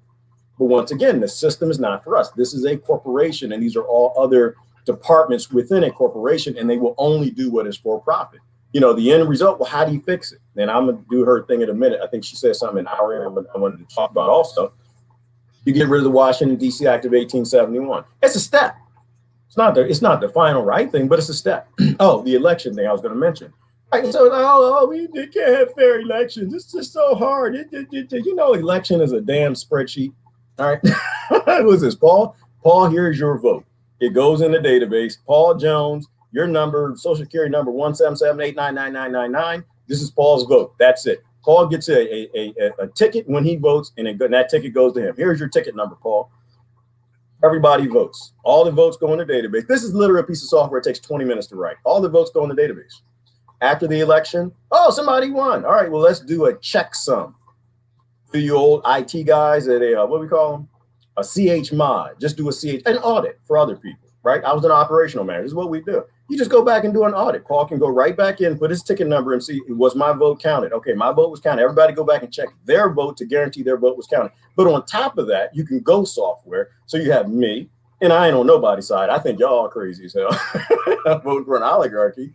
And then you have somebody on the left and the right, IT programmers, and we are database administrator, whatever you want, all open source. So everybody can look at the code and say, yes, the code does exactly what it's supposed to. That is a piece of software. It's 20 minutes to create. It does not take meetings. It doesn't take Congress. It doesn't take outside agencies and consultants and blah, blah, blah, blah, blah, blah, blah, blah, blah. That's what I'm saying. Like, you know, if they wanted you to have fair elections, you'd have been having. You can have them in 20 minutes. They don't want you to have fair elections. There's never been a fair election. They don't let other nations have fair elections. Let's stop with the election nonsense. Outside of the fact that you're literally voting for a master to vote for you. That's insanity to me. This idea of representative vote. You know, and I think that might be a direction, a step back in the direction of what makes some sense is you give people direct democracy. Like Carrie Randall just came in the room. I don't know Carrie Randall, but Carrie Randall's vote matters. Wherever she is, she could live in the Republic of Zimbabwe. She should have a government. Well, we're not gonna go there. Let's stop. I'm an anarchist. I really don't believe in masters, but the point is, she should have say in the land that she lives in. Let's put it there. If she's in America, she has no say. Oligarchs don't listen to votes. They listen to dollars, right? And you got to have trillions or billions just to get entry level for them to start to listen, right? So they can give you clean, fair elections anytime they want, you know, but nobody needs to represent Kerry. Nobody needs to represent Riley. Damn it, Harsh needs a representative, though. However, I'm sorry, that's harsh mess. Somebody needs to whose turn is it to watch this man? This man needs to be watched. He needs a representative. I'm sorry. Nobody else needs a representative. Maybe Beaufont too. Beaufont might need a representative. Nobody needs to be represented. Kerry knows exactly what Kerry wants. Kerry, do you want war with Iraq? Yes or no? Goes in the database. Paul, do you want the government to take $500 million, which is like nothing? It's like pocket lint, and 3D print homes for everybody's homeless, so people will stop having to go out and serve and do time to help homeless get in and out the cold, and close down all the homeless facilities and all the food distributions, so the homeless have homes on the land the government owns. Do you want that to happen? I already know Paul. Paul's going to say yes. Okay, he's got his vote. It goes in the database, end of it. Paul doesn't need to vote for somebody else to decide for him. That's why we have homelessness. Homelessness isn't a problem. It's a part of the system. You know, don't get me off the going like racism. Same damn thing. Like, oh my God, we gotta get rid of systemic racism. It's not a systemic racism. It's a tool. All the isms are abortionism, leftism, rightism, blackism, whiteism, policeism, you know, conservatism, liberalism. These are tools of the state to rob you and loot the next generation and make your kids chattel slave for these oligarchs that own every damn thing. You know, racism isn't a mistake, people. They literally pulled it back out their butt and put it on television for you. We were done with this in the 80s. In the 80s, we had Aerosmith and Run DMC came, walk this way, we don't talk this way. And we were like, damn, rock is pretty cool, man. We started listening to rock. They started listening to rap. Nobody cared about this stuff anymore. We all started partying together. And it was even before the 80s. Most people didn't care about this stuff, but the problem was you started having large amounts of people in the United States that didn't care about race. They didn't care about an ism. Let's say it that way. They didn't care about one of the most emotional isms that you can get people turn against their own interests and the own interests of the next generation and get them to embrace the slave plantation. So they had to bring the ism back.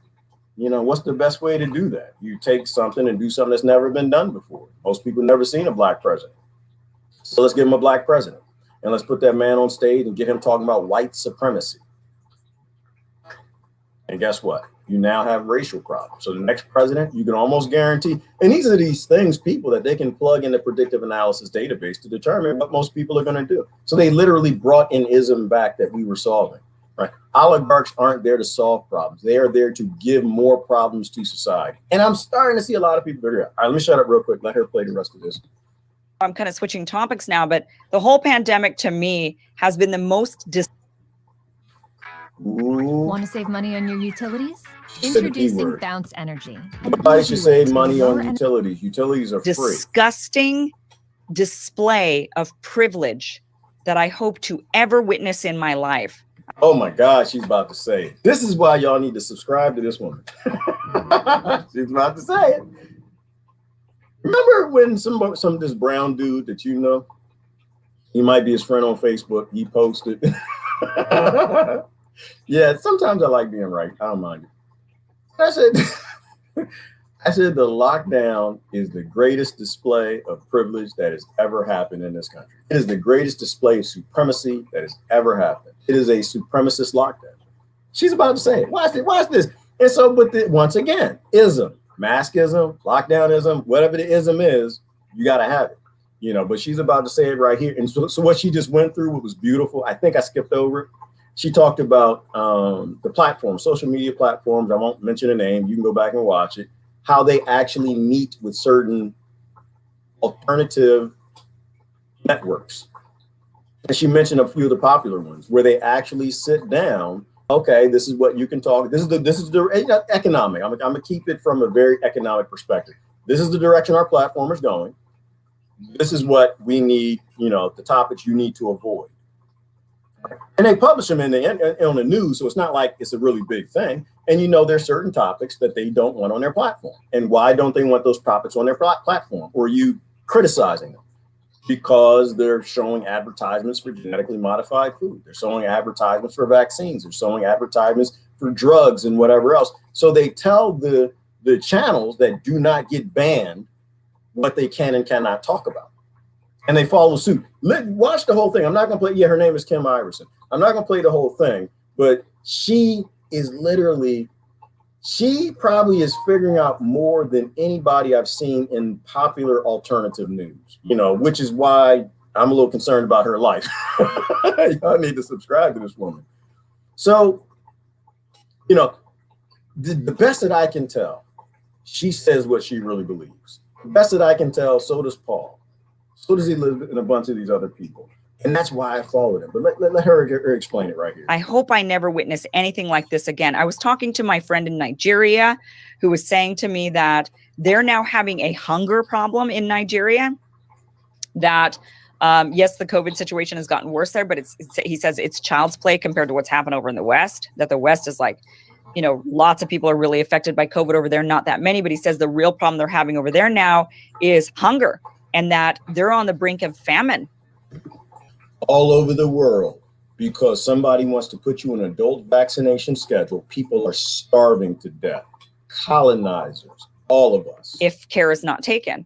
And I asked him, you know, what do you attribute that to? And he says, well, the lockdowns, when the West economically shut down, they didn't think about these poor African countries that are reliant on them. And they just thought about themselves. All these Starbucks sipping latte liberals in California and New York thinking about themselves, saying, oh, well, we have to protect me and my kids and the elderly, not thinking about the ramifications of what that would cause around the world. Even if our government bailed all of us out, and even if our government paid for every single last one of all of our needs as Americans, what about the Nigerians who are reliant on us? The ones whose countries we destroyed, we colonized, we destroyed their ability to grow food, took their land, put in puppet governments so they can't take care of themselves. This is where the argument comes in. Oh, well, that's them. They got to figure them out. We robbed them. I'm not saying you, we are the colonized. We stole everything they have, and we won't even let them have a government, let alone have access to the information that allowed them to grow their own food and take care of their damn selves. We did that. Us. What about all of these others in all of these various different countries? And interestingly, did you know Sweden, which is ended up the best economically in Europe, they still had a downfall, but it's better than the others. They're the only country in Europe thus far that has been able to commit to providing the same amount of foreign humanitarian aid as they do year after year after year. Every other country has said, we're going to have to cut it back. That means people die. 10,000 children a month are now starving to death because of the lockdown measures that happened here in the West. The West lockdown, it created a ripple effect of economics, and now 10,000 children a month are starving to death from our selfish lockdown, because we didn't make it a global issue. We made it to each their own issue. And saying, well, we've got to do what we've got to do. So we've got to lock ourselves down in order to keep ourselves safe. And who cares about everybody else? Screw them.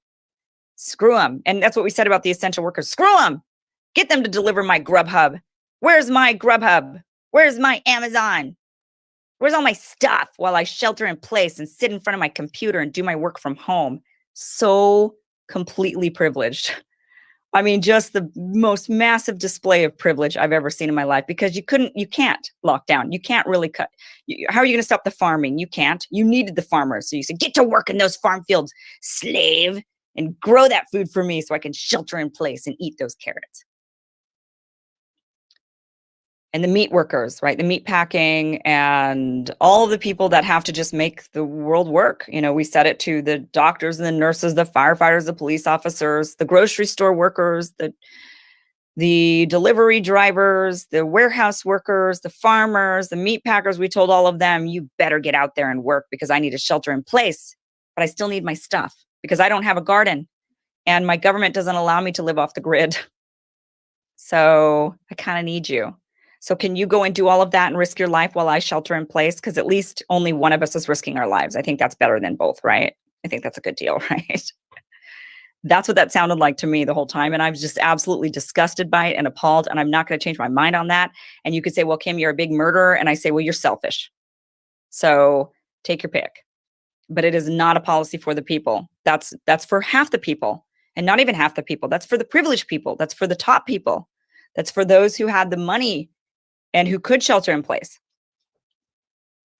And while the rest of the world suffered, and while all of the people in our country suffered, and while in every single country, including Sweden and Italy and France and everywhere here in the United States, it was all the people that were the most affected were their people of color. They're, depending on the country, because some countries like India, they're all the same color, but it was those who were the poorest of them in their system. It was the poor. And in a lot of the West, that happens to be people of color. So they were the ones who were the most affected. They were the ones who took the brunt of it. They're the ones who died at higher rates. I know here in Los Angeles, I checked the stats with public health, and it's the Hispanic population that is just being pummeled by this. And that makes sense, because guess what? They're the farmers, they're the factory workers, they're the delivery drivers, they're the baggers at the grocery store. They're the ones they're the ones doing all of that stuff here in Los Angeles, and they're the ones taking the brunt of the pandemic. But it's okay, because the rest of us are going to shelter in place and wonder, so the whole thing to me was a display of privilege. And it's not just me, clearly, because a lot of people they're feeling that anger.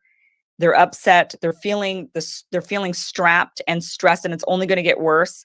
And they're taking to the streets, and they're directing that anger in a variety of different ways, in a variety of different places. Some say, well, it's because of racism. Some say, well, it's because the election's rigged. Some say whatever the yellow vest say, it's because of the gas prices and the rich. And pick your poison. Pick your poison. But it's all the same. The protests are all the same. And the people are expressing the same thing. They really are. They're just maybe doing it a little bit differently, but it basically comes down to everybody feels robbed. And this pandemic didn't help. Especially now when they're sitting there saying, oh my gosh, we don't know if this vaccine is going to work really, or on this new thing that's coming around, this new one that's coming around is like going to be way, way more contagious. And so, oh no. And, it's gotten to a point of, people are just frustrated and fed up, and we're on the brink of this country and the West in general seeing a catastrophe. But, these things happen, I suppose, in the history books. No country has, no country lasts forever. No system lasts forever, I guess I should say. Many countries last for a long time, but they go through many different changes. And maybe that's us. I've always said for years, I believe revolutions happened every 250 or 300 years in a country's history. And I think, and I've been saying for many years, like, we're right at that point, we're right at that point where in the history books, when you study Western civilization, you see that it's kind of like every 200-300 years. something happens. People get fed up with the system. And this system really does need to change. We're a corporatocracy. It is, and it's definitely not a system for the people. And we need to take it back somehow. And you've got even people now like Sarah Palin today calling for a third party. I watched Sarah Palin on Fox saying, you know what, like people are this, she says, you know, largely what I said. And I sat there listening to Sarah Palin being like, I cannot believe I'm agreeing here with Sarah Palin. I mean, the world has just gone topsy-turvy on me, where Tucker Carlson is the most anti-establishment media person. And Sarah Palin is saying things that I agree with. Like, what world are we living in right now? This is not the way it's supposed to be. This is supposed to be the liberals that are saying these things. And Sarah Palin says, maybe it's time for a third party. She says, you know, what they did today was bad. We don't condone that. That's not a patriotic act, is, you know, to go and storm the Capitol, but their feelings are legitimate. They're not feeling heard. Maybe it's time for a third party because clearly the two-system party thing isn't working for us. Sarah Palin says that. And by the way, Sarah Palin said the other day that Trump should pardon Assange. I mean, really, we are living in backwards land. But whatever, I don't care what side of the aisle a person is on. I have no loyalty to the aisle, only ideas. And if the person is espousing the same ideas as me, I don't care. I guess if they're Sarah Palin, then they're Sarah Palin. What do I do? And that's how we should all be. You know, none of us should be party loyalists. We can't be loyal to any party. Let's look at how far that goes. And that brings me to my last point that I want to make tonight before wrapping this up. Is I mentioned on my last live stream, I talked about the Movement for a People's Party. And I did receive a lot of email, mostly agreeing with my take on it, that I'm not in, you know, I know I see a lot of progressives joining this Movement for a People's Party, and I cannot support that movement right now. I've talked to Nick Brana about it twice. I do not support the current movement because I believe the movement caters only to people on the left, and even some of the more radical on the left that I consider radical. And when I say radical, these are people that want to abolish the Supreme Court or abolish even the Constitution, or, you know, they've said that, or things like, you know, like the stuff that I believe is more radical on that front. I don't support the Movement for People's Party because, or I'm not joining it, I should say. I'm not on board yet because even though I see their platform and I can agree with all of the things on the platform, when I listen to the speakers, like I watched their convention, and when I listen to the speakers, the problem is the speakers, the leadership, start to revert into Bernie Sanders' 2020 campaign. I would like it a lot better if it were Bernie Sanders' 2016 campaign, but it's instead Bernie's 2020 campaign rhetoric. So it's not so much, I mean, they, you know, obviously a lot of it is about Medicare for all and unions and workers' rights and labor and people, but it's laced with this rhetoric that I believe turns off many of the people on the right. It's this bigotry, sexism, racism. And so it's a lot of Bernie Sanders. It basically sounds to me almost identical to Bernie Sanders' 2020 campaign. And it's essentially his campaign just moved into a political party. And that to me is, it serves one purpose and one purpose only. And it's a purpose that I don't agree with anymore. And I don't know how any progressive could agree with it anymore, which is to push the Democratic Party to the left, to try to push the Democratic Party to the left. And we've seen that doesn't work. So they're not going to move left. And if you've got a small group of people that isn't going to be overwhelmingly larger, it needs to be so big it rivals the Democratic and the Republican parties. You've got to be a fierce, actual contender. You can't just be annoying. You have to be a contender in the ring, the way Teddy Roosevelt's Bull Moose Party was when he started it. When Teddy Roosevelt started that Bull Moose Party, he was a former president who then Like, do y'all see why I like this? Do you see why they're actually starting to figure it out? People with real voice and powerful voices. And this is why it's important, because people have to move forward. And so, you know, she's calling it corporatocracy. I think there's still something that needs to be learned there, you know, interested in third parties. But the interest in a third party and uniting people under a populist movement is important, because for me, that's when I started looking into an oligarchy and what it is, and if we had one. And that's why I went from corporatocracy to oligarchy, and the power of one. A political party is just an entity like an ism from within an oligarchy. It's still going to do what brings profit, period, in the discussion. So third parties don't help. But this is a progression of bringing people together on the same understanding that they have the exact same problem. And this is how you actually get somewhere. And this is what I'm saying. This is why I'm not going to hide in a hole, because there are people who need help who are starting to figure it out. But we bring those people a little bit further, especially those of you who've been around here for a long time, talking about the Federal Reserve Act and the Washington, D.C. Act and the Restoring the Republic, and getting us back to some sort of a closer to a sovereign human setup where maybe we can have a democracy and start a direct democracy and start deciding, do we want to keep going the direction of giving all power to the few most choice? This is why I really appreciate this. Challenged his Republican successor and said, I don't agree with you anymore. And he took on both the Democrats and the Republicans in a third party. He came in second in the overall general election. It was the most successful run at a third party. Like, if you're listening, it's not actually politics, right? Politics, well, I'll say this for me.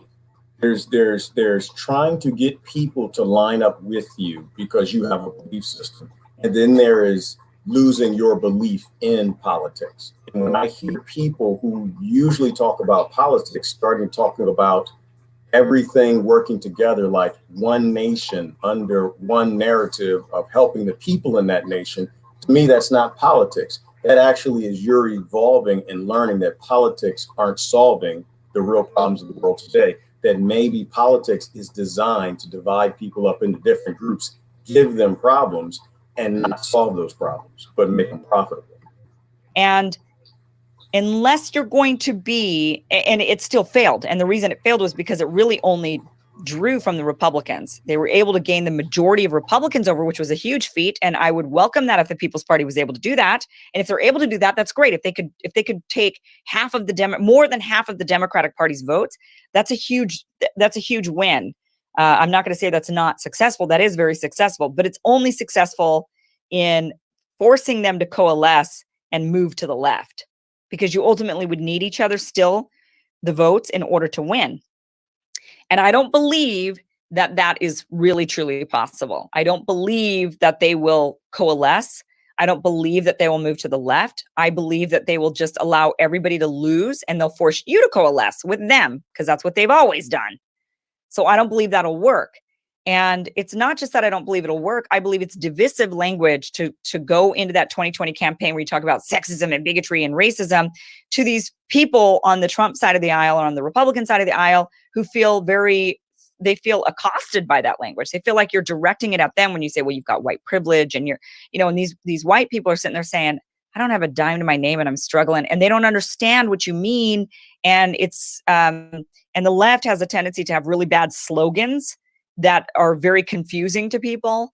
And then they say, defund the police. And then you say, oh my gosh, what? And then they say, well, that's not what I mean. And it's like, well, then come up with a better slogan. Don't try to make people guess what you mean or get mad at them when they interpret what you mean to mean a certain thing. You've got to have a better slogan. That's what it's, dumb it down. Or don't dumb it so down, make it a little bit more nuanced than just this XYZ thing.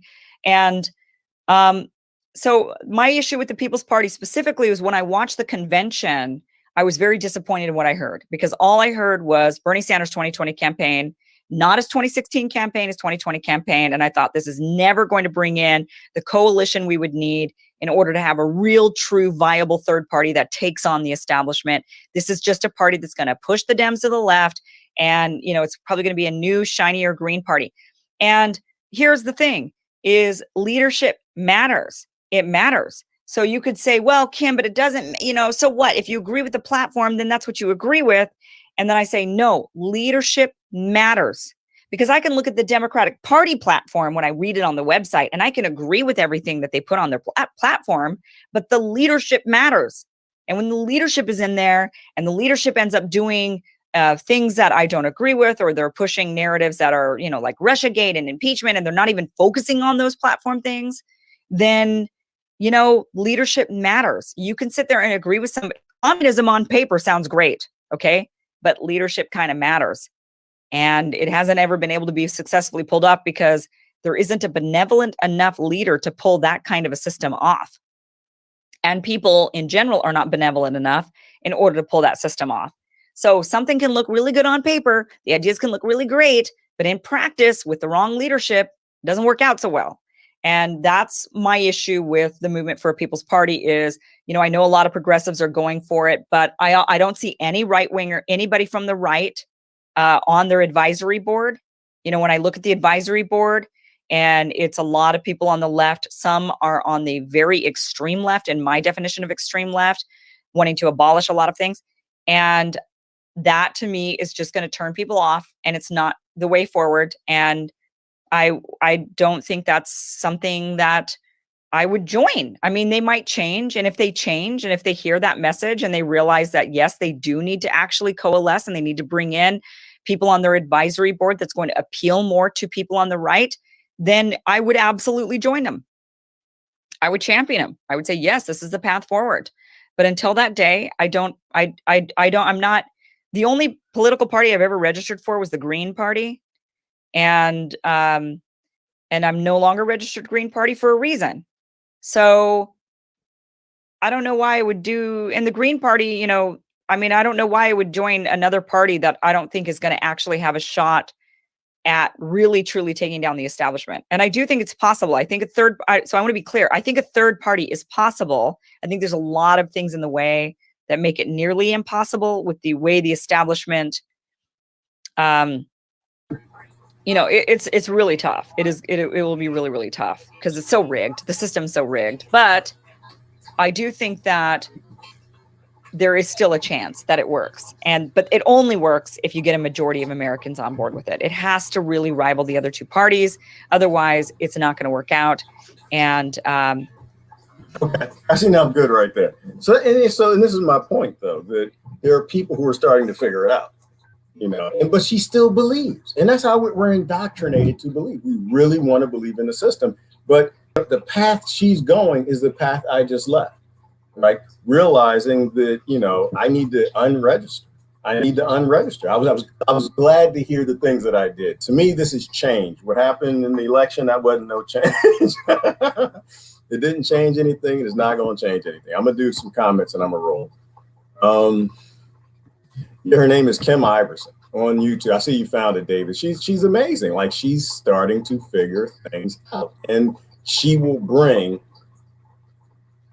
tens of thousands of people, if not hundreds of thousands, with her. She has a huge following, and she's starting to realize that this is bullshit. You know, so these are the people we want to follow. These are the people we want to support. Not that they know more than you, but that they have influence in the people who are keeping you locked into the things you want to go away. You know, so she has the old YouTube thing. You can go subscribe. Like, that's what you want to do. You want to join her website, join her mailing list, and start commenting there. Because now there will be people on her thread. Like, hey, here's another example. She might not ever figure it out. But why do you care? There are people on her thread that you could influence and bring to the dark side. The dark side of humans are the sovereigns. All right. I'm on the verge of losing my mind. I don't wish this on anyone. Yeah, well, you know what, Barbara? I was following that thread you guys were talking about. We, you know, wish liberals have to deal with what they with the unprivileged liberals have to deal with, or the conservatives get to deal with what the unprivileged conservatives got to deal with, or Americans should deal with what the people in the third world nations that keep the allied nations propped up have to deal with, the NATO allies. You know, I don't wish anything bad on anyone, Barbara.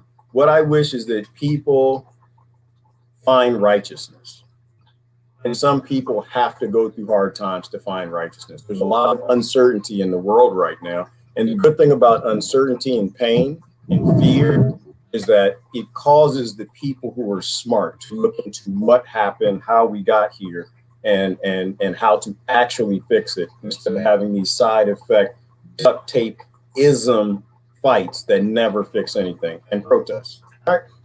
Wonderful cast. Yeah, thank you so much. And yeah, Del Bigtree is on today. Today is Thursday. If you're up to a time, I think he goes on usually around 1 o'clock. So in about 40 minutes, you want to go on out to the high wire. If you actually give two damns about people over 1 million people who died from lockdowns and the sugar virus this year. Sugar virus. Junk food addiction virus. All right. Kim is making me squirm in my sweatpants right now. I saw that, Matthew. I saw your comment. I'm not sure what we're talking about there, and I'm going to keep moving. Hopefully from a this is awesome perspective, not from a this is awesome perspective. All right, Barbara Peters. Oh, well, let's do this.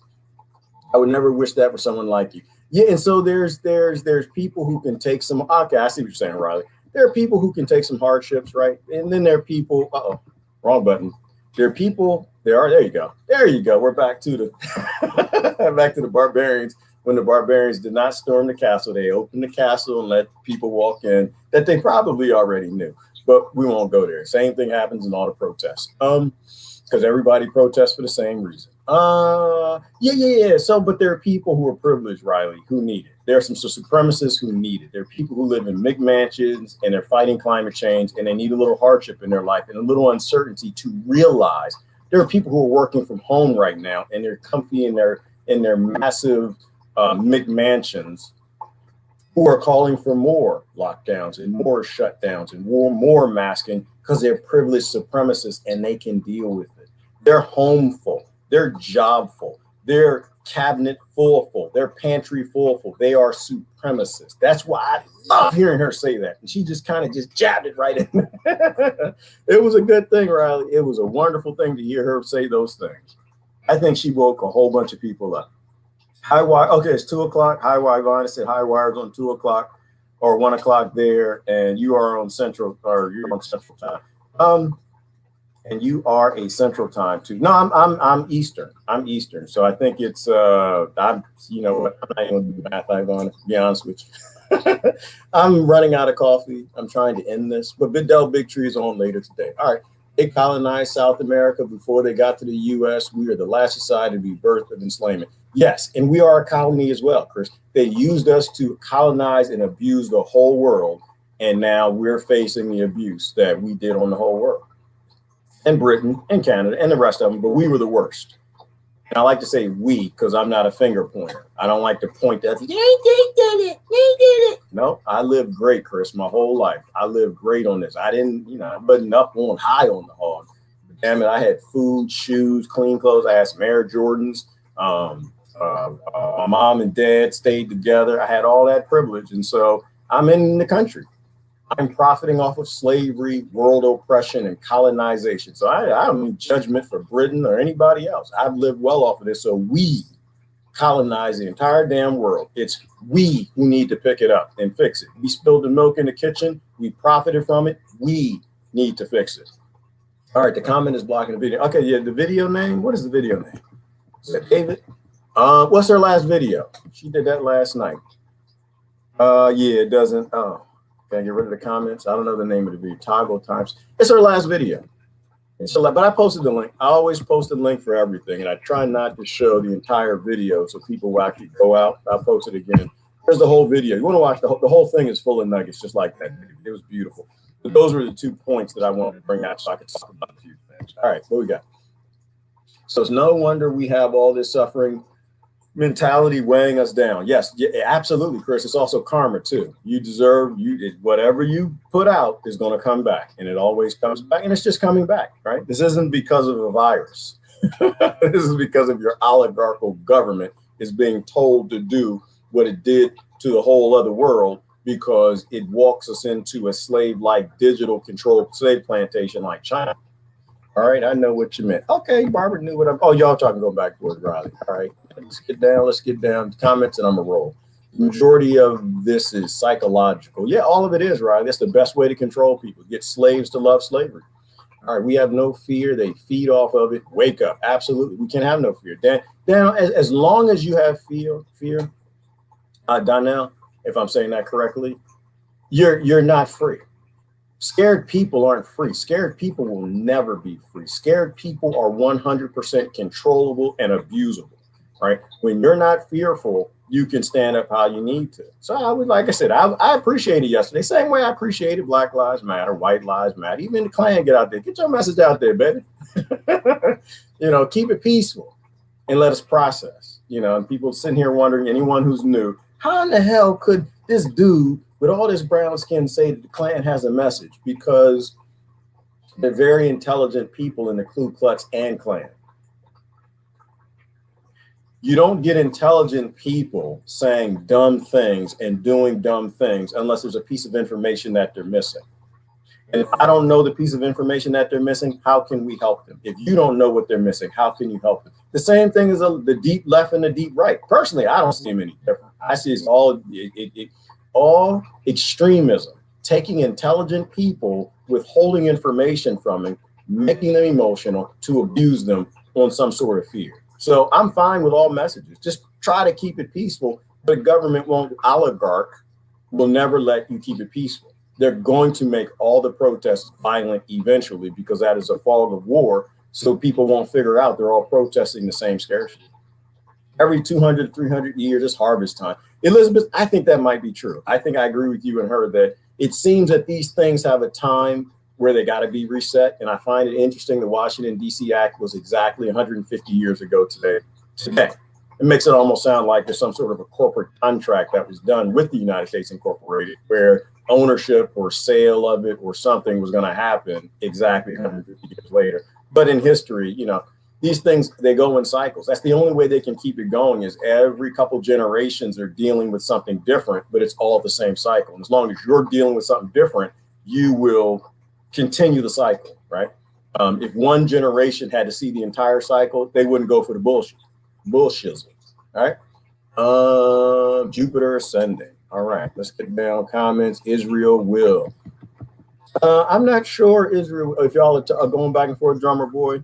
I have no issues with Israel. I have no issues with Palestine. I have no issues with any country. I have no issues with any people who were born in a place and given a narrative. I think we all need to just say, hey, we're indigenous to where we are, and we need to work with the people around us to make sure everybody has abundance and freedom and the things that they need, that nobody is accountable for where they're born. So I'm not the anti-Israel guy. I'm not the anti-Palestine guy. I am the babies are born on the planet, and we need to love them and respect that they were born there, and make sure we share some of the abundant resources that we have with everybody, so nobody becomes violent. We don't have any hard problems in the world. All of our problems are very easy, except for our ignorance. That's the only hard problem. Is how do you get people to want to actually know what's going on instead of just going on fighting birth bigotry? Right. Probably about gun control first, because it makes sense to resume campaign to take ammo away. Well, they'll do something, Jeannie, but they'll reverse it on the other side. They always just do little warm and fuzzy things, and then they take it back, and they take it back. How's the other song go, Jeannie? You put your left foot in, you put your right foot out, you give them a little bit of ammo, then you shake it all about. You do the hokey pokey, and you turn everybody around. That's what it's all about. You put the row weight in, you take the row weight out, you put the row weight in, and you jiggle everybody about. You make them real stupid, and they think something's changing. That's what it's all about. See, that's why I was singing Hokey Pokey the other day. Y'all didn't get that. Some of y'all got it. Some of y'all ain't get it. I thought it was ridiculous when people said it to me 10 years ago. Like, ain't nothing gonna change, bro. They just keep doing the same thing. And they turning everybody around like your little nursery rhyme. Now you're done. Everybody to the left and right is done. Now sit down, eat your juice and cookies. Eat your juice and cookies. Everybody sit down, eat your juice and cookies. I can't do it no more, people. Politics is a joke.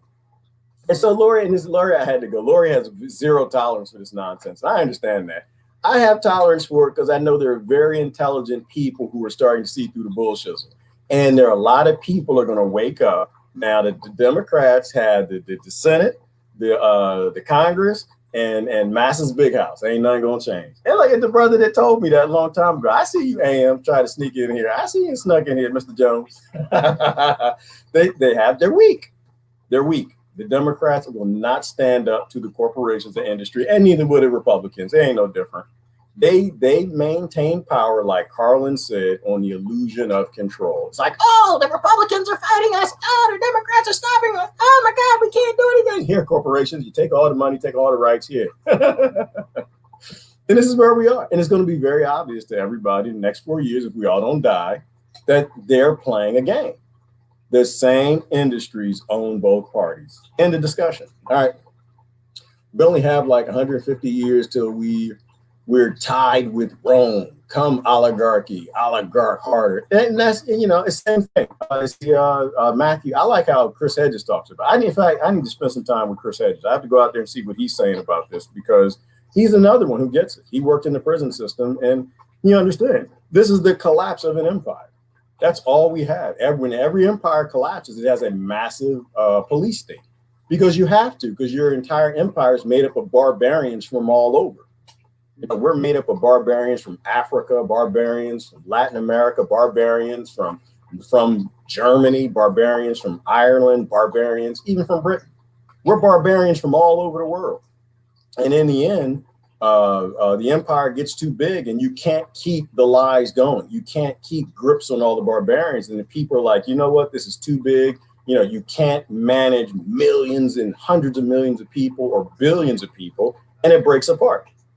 And this happens to every empire. And what was Chris's last book, Matthew? I think it was called something about the end of the American empire. And that's all, your empire in collapse. That's what it is. And we are an empire in collapse. And when we finally accept that the empire in collapse, it requires a police state. In order to get rid of the police state, you have to get rid of the empire.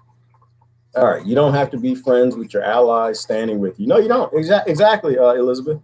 And the enemy of your enemy is your friend. And once you realize that it's an oligarchy, you understand that duopoly cult works just as well as a tripoly. So you have a duopoly and it's not a triopoly, but I'm gonna make up a word today. I make up words every damn day. It's a triopoly cult. Works the same day. You can make a whole new party and it's not gonna matter. They are gonna do, and we saw this with the Green Party. Because like Kim, I did the Green Party thing for a minute, and I was trying. I was trying to beat the oligarchy by oligarchy harder, by giving them another group to be controlled by the industry. And all the industry does the same thing it does for presidents. Okay, so the amount might stay the same. They might change the amount on the check. They just change the address that the check goes to. So they don't send the check to the Democrats or Republicans. They send it to the Populist Party or the third party. And they do exactly what any other group will have to do in a nation that you need money to gain power and influence or even exist. So our problems aren't parties. To me, it's always duct tape, Ro, you know, and I think she's getting there. It's just duct tape. We systematically have to fix the operating system of this corporation. And we have to go back to being a government. It has to go back that direction. All right, I got her YouTube channel. Okay, good to hear. Thank you, David. Let's move down. Last couple comments I got to roll. Come on, I don't know what y'all telling. Oh, drummer boy, what you got? Drummer boy, what you got? Abolish the basis for civil rights. Genius. Yeah, well, right. Oh, right. So, and I missed that part, drummer boy, because I had to take this. But I heard most of it earlier this morning. So if you get rid of the reason people have to ask for civil rights, then people don't have to ask for civil rights. If you get to the reason people want to have assault rifles, people won't have assault rifles. If you get to the reason the government has a Pentagon and nuclear weapons, the government gets rid of the Pentagon and nuclear weapons. Like, you see how that goes? Environment. It's like epigenetics in a societal type of way. If you get rid of the reason people commit suicide, children, they say this lockdown, this was the largest stint of child suicide. If you get rid of the reason children commit suicide, they stop committing suicide because you stole a whole year from their lives. Shame on you. It's psychological. If you get rid of the reason people die of the flu, you don't have to worry about a side effect treating duct tape of an issue called a vax. Think about that. Stop eating the sugar. Stop eating the junk food. Stop eating the clotting thing that ends up in you dying from a flu that creates more inflammation and clotting in the heart and lungs that you will die from if you don't eat fresh fruit and vegetables. Imagine if you got rid of the reason that people even eat sugar and processed food, because the government that's saving grandmama won't stop subsidizing it, basically forcing farmers to grow it so they can put bacon on their table. Get rid of the basis. And this is what IT did to me, drummer boy. It made me a systematic thinker. I think from a systematic perspective, And when I see that the problems are systematic with the operating system, that the problems are systematic with the root core, we don't have a government, we have a legally legislated oligarchy, and corporations only give two damns about profit, then all the solutions are right there. That's why I don't waste my time with politics. I will give my time to people who are defying politics like this lady is. All right, wait a minute. I have to look over this. I'm kind of short. Lordina, I was trying to hit that 6 foot, but I wasn't able to do it. I got my daddy's. I didn't get my father got some tall people on the other side. My mama got the rest of them. But I've been pushing 6. I'm 5'11" and some change and a little bit of lint. If I put lint in my shoe, I'll be 6 foot. But I had to go like this to see over. All right. This does not look like breaching. Right.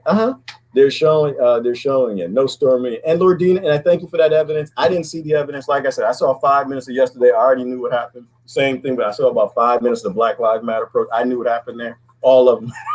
It's always the same thing. It's always the same thing. People with legitimate gripes are forced into violent conflict to create a fog of war and mask the real issue that 320 million people all got the same problem.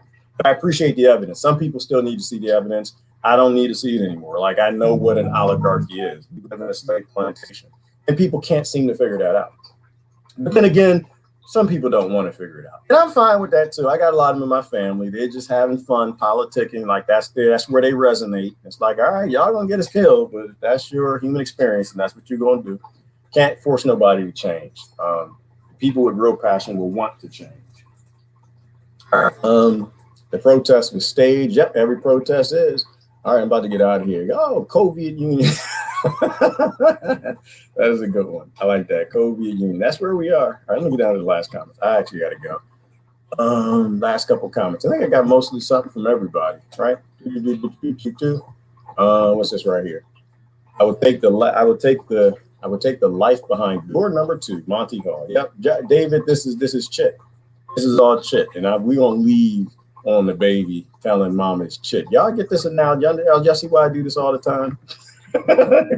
Because the baby's looking, and the babies are like, they saw the protest yesterday, and they was like, "Mommy, that's chit."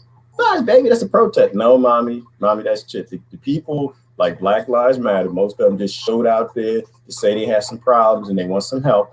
And no, baby, it's a protest. "No, mama, that's chit." No, y'all see how that feeds into everything?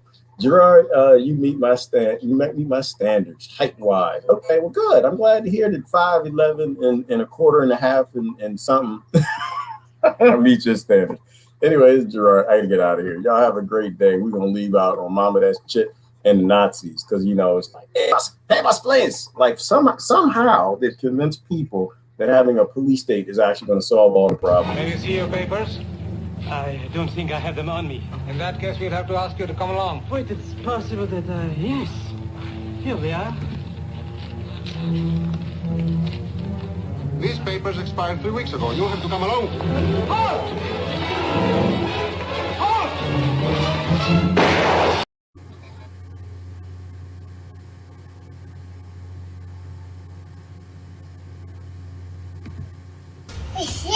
No, it's a rock. You say rock.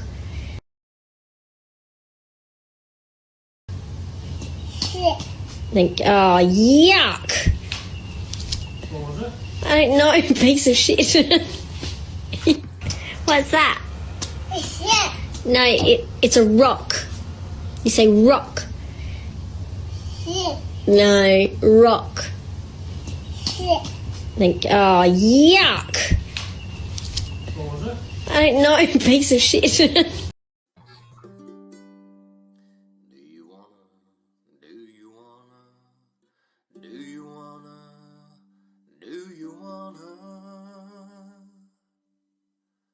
Break the chains that bind me, 'cause I wanna break the chains that bind you. Do you wanna set the world free, have perfect harmony? Isn't it time for that? Do you wanna free, boom, boom, boom, free the people? Do you wanna free, boom, boom, boom, free the people from the bottom the top. Make modern slavery stop. Do you want to let go of the prisoners? See everyone happy. We can have this and more if we open up the doors. Well, what do you think about that? Do you want to free, boom, boom, free the people? Do you want to free, boom, boom, free the people and Mother Nature too? Close down all the zoos. Do you want to boom, boom, boom, boom, boom? Do you want to boom, boom, boom, boom, boom? Do you want to free